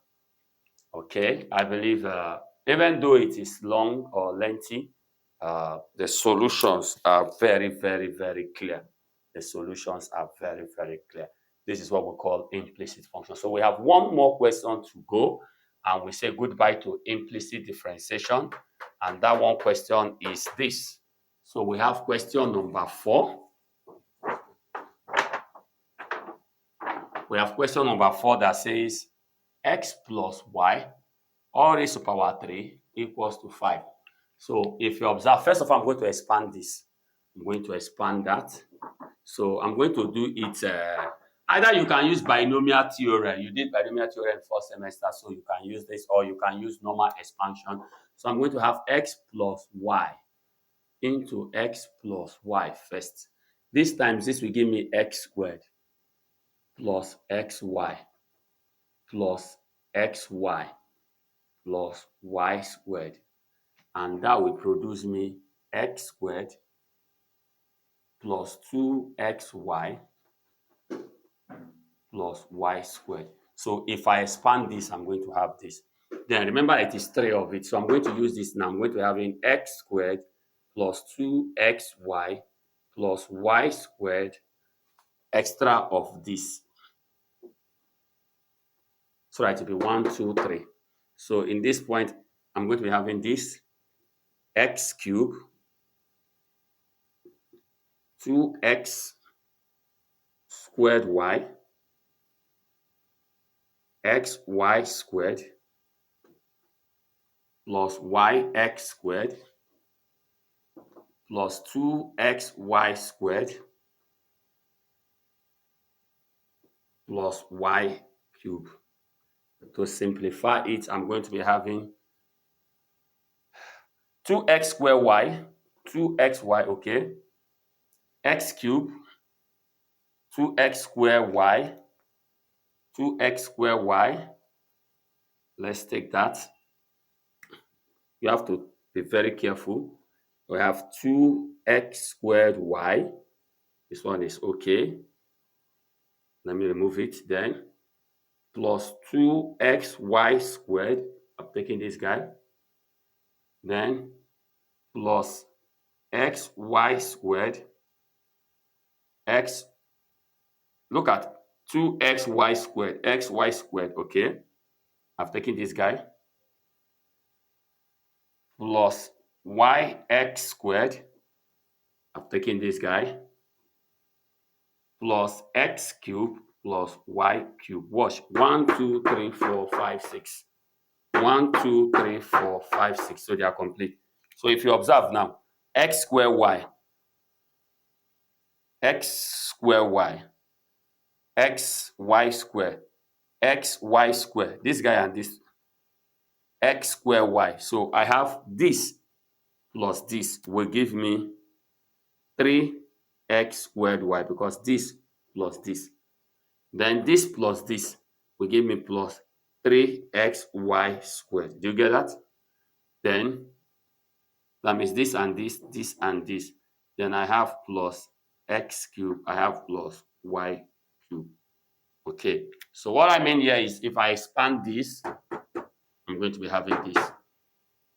We started from here, then we collected our like terms here. So at that point, what I mean now is that my question becomes, this question becomes 3x squared y plus 3xy squared plus x cubed plus y cubed equals to 5. Another way we can expand that is to use binomial theory, the one we have learned first semester. I have x plus y all raised to power 3. So I have 3 combined 0, x raised to power 3, y raised to power 0, plus 3 combined 1, x raised to power 2, y raised to power 1, plus 3 combined 2, x raised to power 3, 2, 1, y raised to power 2, 0, 1, 2, plus 3 combined 3, x raised to power 0, y raised to power 3. So that becomes 3 combined 0 is 1 times x cubed. This is 1 plus 3 combined 1 is 3 times x squared y, okay, plus 3 combined 2 is also 3 xy squared plus 3 combined 3 is 1 y cubed. You get that? So this will give me x cubed plus 3x squared y plus 3xy squared plus y cubed. If you compare this and this, they are the same. 3x squared y, 3x squared y, 3xy, 3xy squared, 3xy squared, y x cubed, y cubed, y cubed. You see? So whichever way you want to expand this, you can do that. So having the question as this, we are going to differentiate. Okay. So if you differentiate this one, you are going to be having 3x squared into the y dx plus y into 6x. If you differentiate this, you are going to have this. If you differentiate this, you are going to have this. Plus 3x into 2y, the y dx plus y squared into 3. If you differentiate this, you are going to have this plus 3x squared plus y 3y squared the y the x equals to 0. So if you differentiate this, you have the whole of this. You differentiate this, you have the whole of this. You differentiate this, you have this. You differentiate this, you have this. Then this. Okay. So the y over the x, this guy will be there,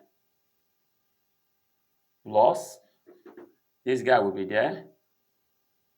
3 times 2 is 6. 6xy plus this guy will be there, 3y squared. And I think that is all. This, and this. Every other person goes to the other side. This guy, 6xy minus 6xy. The next to this, minus 3y squared. Then this guy, minus 3x squared. So if you count, we have 1, 2, 3, 4, 5, 6. So we have 1, 2, 3, 4, 5, 6. They are complete. So that my dy over the x becomes minus 6xy minus 3y squared minus 3x squared all over 3x squared plus 6xy plus 3y squared. And that becomes my final answer. So if I differentiate this, I'm going to be having this. And that brings us to the end of implicit function and also to the end of lesson 1. So the next class we'll be meeting in lesson 2. Thank you. Please, calculus is linking. Before we go to the next lesson, before you take the next video, which is going to another video which is going to be lesson 2, please make sure you have mastered lesson 1. Thank you and God bless you. Ensure to subscribe to this channel. If you are in Nigeria and you are a student of Chukwuemeka Odumegwu Ojukwu University, formerly known as the Anambra State University, you can join our offline class, physical class, join my physical class for better understanding. But if you are not you can't reach me physically, you can ask your question on the comment section and I will do well to answer you. Thank you once more. Ensure you subscribe and like this channel. Share in Facebook, share in any group you have. Invite people to come and take classes here. Thank you and God bless you.